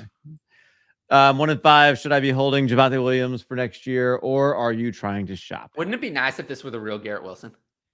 Yeah. If this is the real Garrett Wilson, like you have an invite for the show, send me a DM on Twitter and you can come on. I have thought about trying to get some NFL players on this show. Be holding Javonte Williams for next year. I mean, like, here's the thing. Like, there's a philosophical thing you have to decide with situations like this and be consistent about. And either you're going to get out in situations like this or you're going to hold. And I think, like, you can follow Addison and, like, Addison's like get out on situations like this. You can go follow like DTC Izzy, who's like, no, I'm holding and I'm going to get value later. And I think those are two different philosophies. They stay consistent on it. Don't let the individual player like influence you so much, because that's how you make mistakes. I feel like you're just saying that the way I do it is the way I end up making mistakes. No, I'm inconsistent about this. Are you? I feel like you're pretty consistent that you like to, like, if they lose value like this, you like to hold them. Depends on the player. Because not always. It depends on the player, depends on the situation, depends on the injury. I'm very much, I think the one thing I am is the opposite of what you just said, is I'm not consistent. I take it each player differently, each situation differently, each like piece of information differently. I don't have a unifying strategy for how I handle injuries, how I handle things like this. You know, like players like John Mechie, like I was just like, I'm good. Like, oh, no, thank you. I don't want him. Players like Jameson Williams, I've been in on the whole time. Bye. He's probably, even though he's been injured, he's probably been the player I've been saying to buy the most of almost any player. J.K. Dobbins, I've been like, out, no thank you. Get him away from me. I don't want any part. So I'm not consistent. But that's just, I do find, and this is, I don't have any evidence to support this. And I don't have any evidence to support how right I've been about this, but I feel like I've done a pretty good job. This is, with injuries like this and stuff like this is the situation where I kind of trust the soft information and my gut more than anything else. Where sometimes it just feels like, it just felt like J.K. Dobbins was not ready. And it couldn't prove it. I couldn't prove it. But I don't know why I was feeling that way, but it felt wrong. It felt like it was wrong. It felt like something was wrong. So I was just like, based on that feeling, I was out. Injuries and this type of stuff is where it's one situation where I usually don't go to my gut. I usually go to the numbers. I usually go to the snap counts and carry counts and stats on more than anything else. I rarely ever go to my gut. But with injuries, I feel like I trust my gut more than anything else. And I do find that I'm right more often than I should be. So maybe my unconscious brain is figuring out something that I can't put into words and can't put on an article paper. But I can just tell you, it's easier in a show when I don't have to put it out in an article paper, that I can just tell you how I feel and give you guys the advice on what I would do if I were in your shoes. My gut here is that everything's going to be fine. So I'm generally holding him. But I don't have much information on that. I was on, I think it's a Dynasty Dummies with Andrew and Rocky and Scott. I listened to that show, so it wasn't Dynasty Dummies. Whatever it was. Dynasty Junkies? Shoot. Yes, Dynasty Junkies. Sorry. Sorry. I don't listen to Dummies. I listen to it's in the DAP feed, so I listen to that. Yeah. And I usually just like try to host this show, but I'll try to give like very brief, because I feel like this was actually kind of interesting. I think you have to separate. This is why I like to separate it out and have like a consistent strategy. So like how you feel about Javonte overall, like, and how he's going to come back. Like, to me, like, it's just like there's too many things outside of our control. Like, are we looking at Saquon where it's going to take a couple of years and finally like come back and like be good? Are we going to like, no one's going to be like AP where all of a sudden, like 8 months later, they run for 2,000 yards. Like, that's just not a like possible thing. J.K. Dobbins needed more time and may still need more time. Like, but I just think like there's such a huge mental aspect to this that we just like cannot possibly know. Like the Cam Akers thing with like McVay and his comments and things like that. Like, we have no idea how he's gonna like come back. Versus like James Robinson, like mentally was like, yeah, I'm gonna go do this, and like he doesn't have like the juice that a guy like Javonte Williams has. But we have no idea how Javonte Williams is gonna handle like the 5 o'clock in the morning. I need to go work out and rehab from this injury. Like we cannot get information on that. And like, therefore, but I do have think to find something that we can control. And what we can control is how we handle these situations. I do think we can guess. Like, I think that I think we're bad at guessing when we try to think about it too much. I think it leaves us too influenced by whatever the recent report was. Yeah, that's probably true, but I don't know why. It's not always based on the player eval, because J.K. Dobbins was a player I really liked, but I didn't like the way the recovery was going. So it's not always that I stick to the players that I liked beforehand. It's not based on the talent eval, but that one just felt wrong. The whole time it felt wrong. So I was kind of like, why did I feel that way though? It's hard for me to elaborate on that one. Which by the way is fine. Like I think like having a gut instinct, like I don't think that's just based on nothing. It's usually like a combination of like all the information that you intake. You just don't necessarily know how to put it into words. No, like I know. think that's what I'm saying. Yeah, I just want to make sure I say that to to everybody. Yeah, no, it's not based on nothing, but it is hard to explain. Right. I mean, a lot of the times my answers when some people, how was I so sure that Hollywood Brown, like people when they traded for Robbie Anderson, I was like, well, Hollywood Brown is going to be out for a long period of time. And people are like, well, don't rush to judgment. Don't rush to judgment. I'm like, just trust me. In an hour, you're going to see it. I've seen this a zillion times. I don't know, but I do know. And then, an hour later, there's the report that happens. I mean, it's almost like I didn't know, but I've just seen it so many times. I guess I trust my instincts. Like I have a good instinct about when players are going to be out or in on a given week, just because I've seen the pattern of the report so many times. And it's hard to put it into words, but I can kind of gut instinct it out for you. Nick Perone, roster 2. This has to be a redraft question. DJ Moore, Tyquan Thornton. It's so sad that this is a question. Alec Pierce is the best of the 3 by far. And then I'd go for DJ Moore as the second. Y'all hate Thornton. PJ Monroe, I'm in a dilemma. I have Mixon, Stevenson, and Swift as my running back. Should I start Swift and Amon-Ra or only start one with Mixon and Stevenson? Outside of the week with the Patriots, like I don't think you were upset about starting a lot of Lions. Yeah, so I think I don't know. I mean, I'd like to start all these players, but this week I have Mixon and Stevenson ranked ahead of Swift. Swift is going against Dallas, a good defense.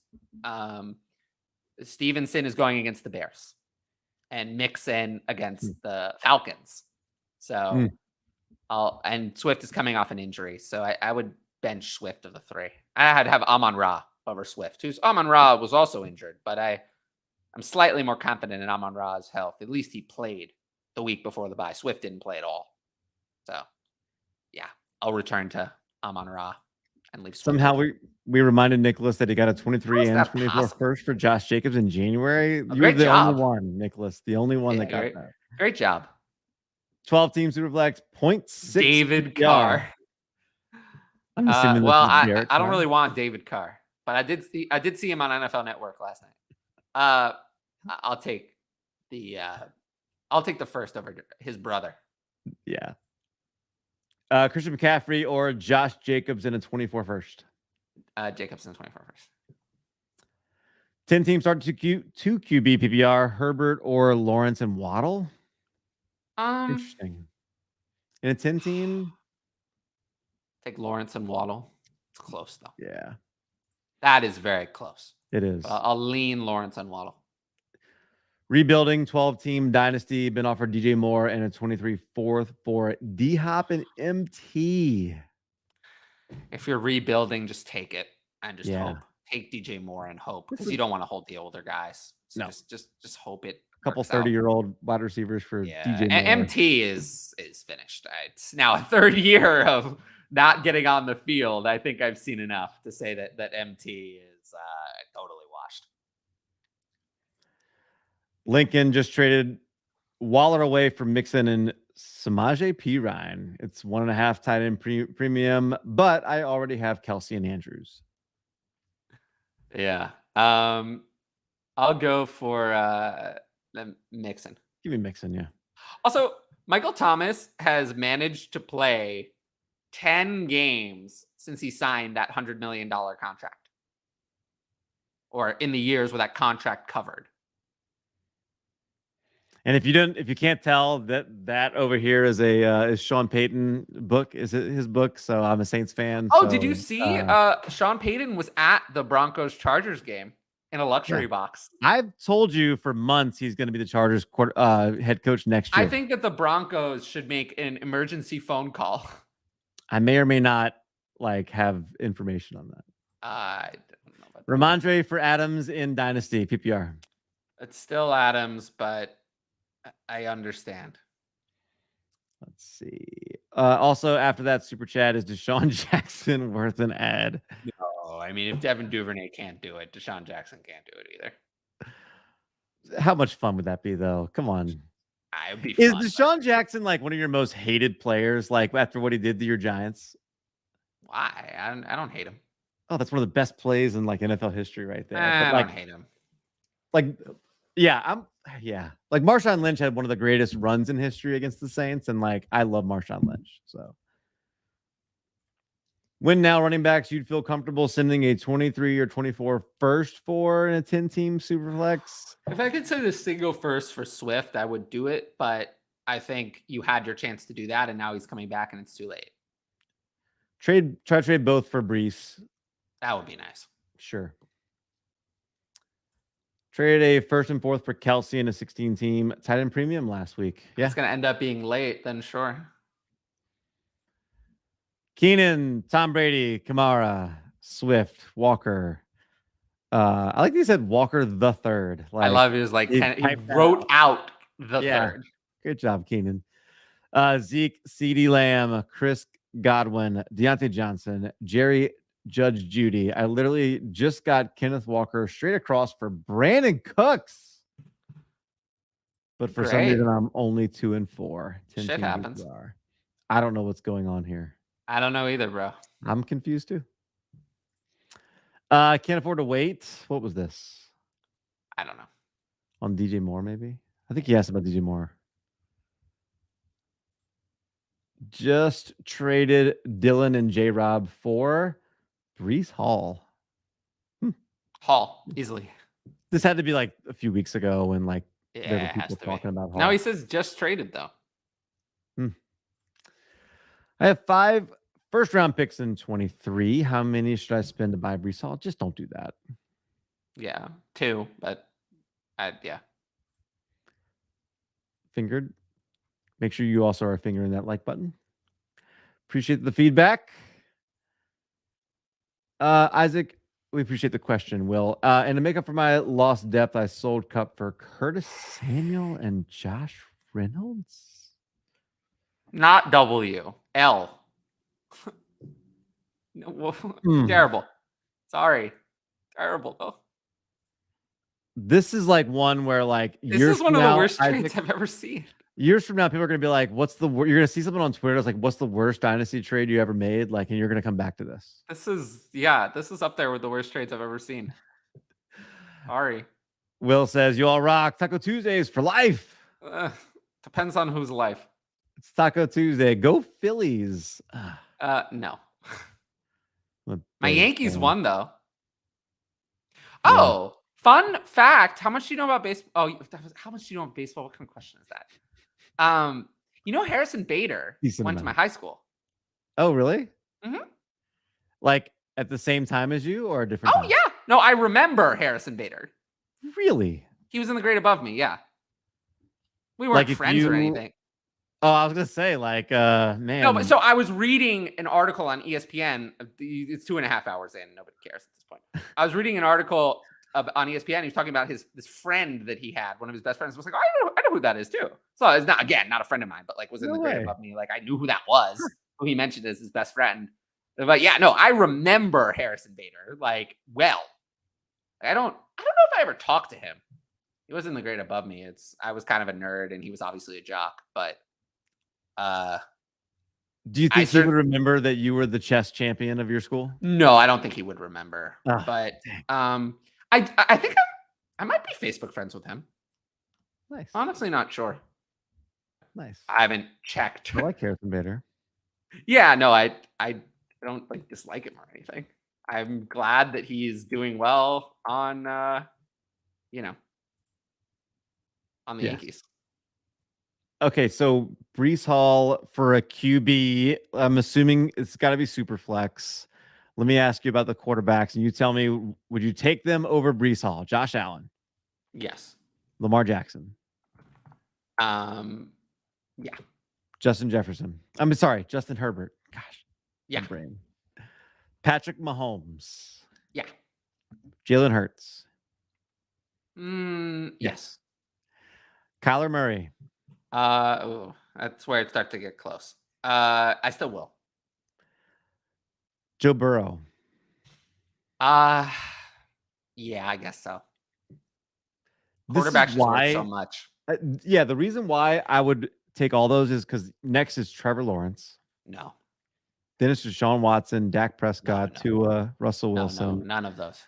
Aaron Rodgers should not be this high. Yeah. So, by the way, I have Aaron Rodgers at quarterback 21.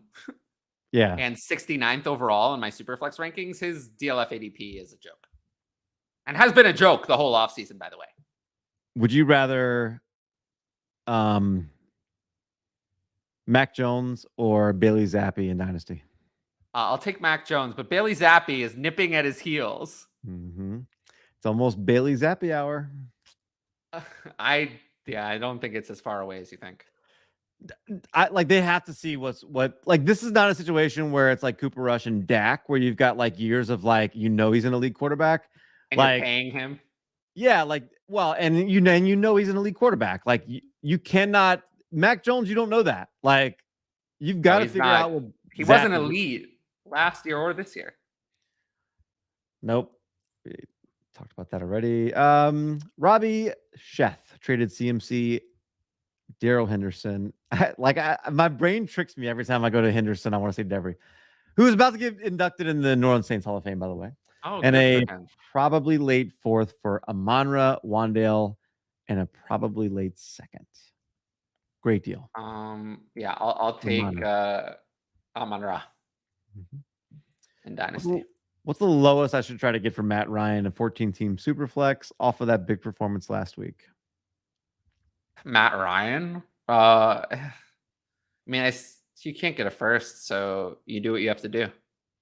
I know he had a big performance. He just looks. You're not going to get more than a second or two, but they owe him $30 million something next year. So if he wants to play in 2023, he's going to be their quarterback in 2023. They're going to win too many games to get anyone else. They're not going to replace him with another retread, and nobody's going to trade for him at $30 million, given what he's put on tape. So if he wants to play in 2023, he will be their quarterback in 2023. Let's see, 12-team Superflex. We answered this already. I think I would lean the first, but I understand it if you want to take Carr. It's fine. Jacoby Myers in a fourth or a 23 second. Just lost Marquise. I'll probably go with Myers. Yeah, he's worth that. Fantasy Condo traded Ayuk and Taylor Heineke for Marquise Brown this morning. How did I do? That's a good way to capitalize on Taylor Heineke having some value. I'd rather have Marquise Brown. Yep. We start Allen Lizard or Amon-Ra St. Brown this week. Amon-Ra easily. I have Amon-Ra at 10 and Allen Lazard at 24. Lazard scored in touchdowns. Yeah, that's why I have him at 24. Mm-hmm. But yeah, it's Amon-Ra. In Superflex, who is the lowest QB? We did this one. Come on. Yeah. Chris Godwin, Ramondre Stevenson, and Chris Godwin, or Amon-Ra St. Brown and Jalen Warren. Interesting. It's very close. Mm-hmm. Very, very close. I'm gonna lean with the one higher end asset in Amon-Ra, but it's close. If that were a younger wide receiver instead of Chris Godwin, I would consider it. If that said Drake London and Ramondre Stevenson, I would be a lot more interested. I'd probably take it. Right. But it doesn't. So I like Chris Godwin, but I am kind of worried that nobody's going to replace Tom Brady and be Tom Brady for how good he's been, even this year, for Godwin and Evans. And Godwin and Evans are both going to be there. So I am worried. Chris Godwin is already 26. I think this is probably going to be the best year of the rest of his career. So it's going to be a quarterback downgrade. I do like him, but I only have him at Dynasty wide receiver 17 even now. I'm still a little skeptical. Houdon's podcast, full PPR. Am I giving up too much? I think is what he's saying here. I have Juju, Dobbins, and Alan Lazard for Michael Thomas and Eno. I mean, this is all players I don't want. I mean, I want nothing here. I'll take the Juju side. The Juju side, yeah. I mean, yeah. If it's redraft, I don't even know. I don't even know which player in this deal is worth the most. Is it? Well, I don't know why you're trying to acquire Michael Thomas. Yeah, you don't want. That's the way you're. I'd rather have Juju and Lazard in redraft over Thomas. I mean, I guess I'd rather have Thomas over Lazard in Dynasty. I guess. Yeah. I guess at this. That's right. just an I guess at this stage. I mean, I have Thomas. In Dynasty, I have Juju at wide receiver 41, Thomas at 47, and Lazard at 57. Although that 57 for Lazard might be a little low. I might need to revisit that. Thanks for the question. Buck 12 team super flex. I have Burrow, Jimmy G, Geno, Dalton, and Pickett. Do I trade Pickett for a 23 first? Absolutely. And that I would, yeah. I would have to do that. I mean, if it's going to be a very late first, we're at the point where I would consider Pickett over that. But for this kind of first, I'll take that first over Pickett for sure. What are your thoughts on Daniel? Pickett will probably rank around 109 or 110 in next year's class. If I had to guess, spot it. I'd say if I had to guess, 9 players better, putting him at 110. But I like that 103 to 106 range. You have a chance at a difference making. Oh, that's going to be a player that's a tier above Pickett. Right.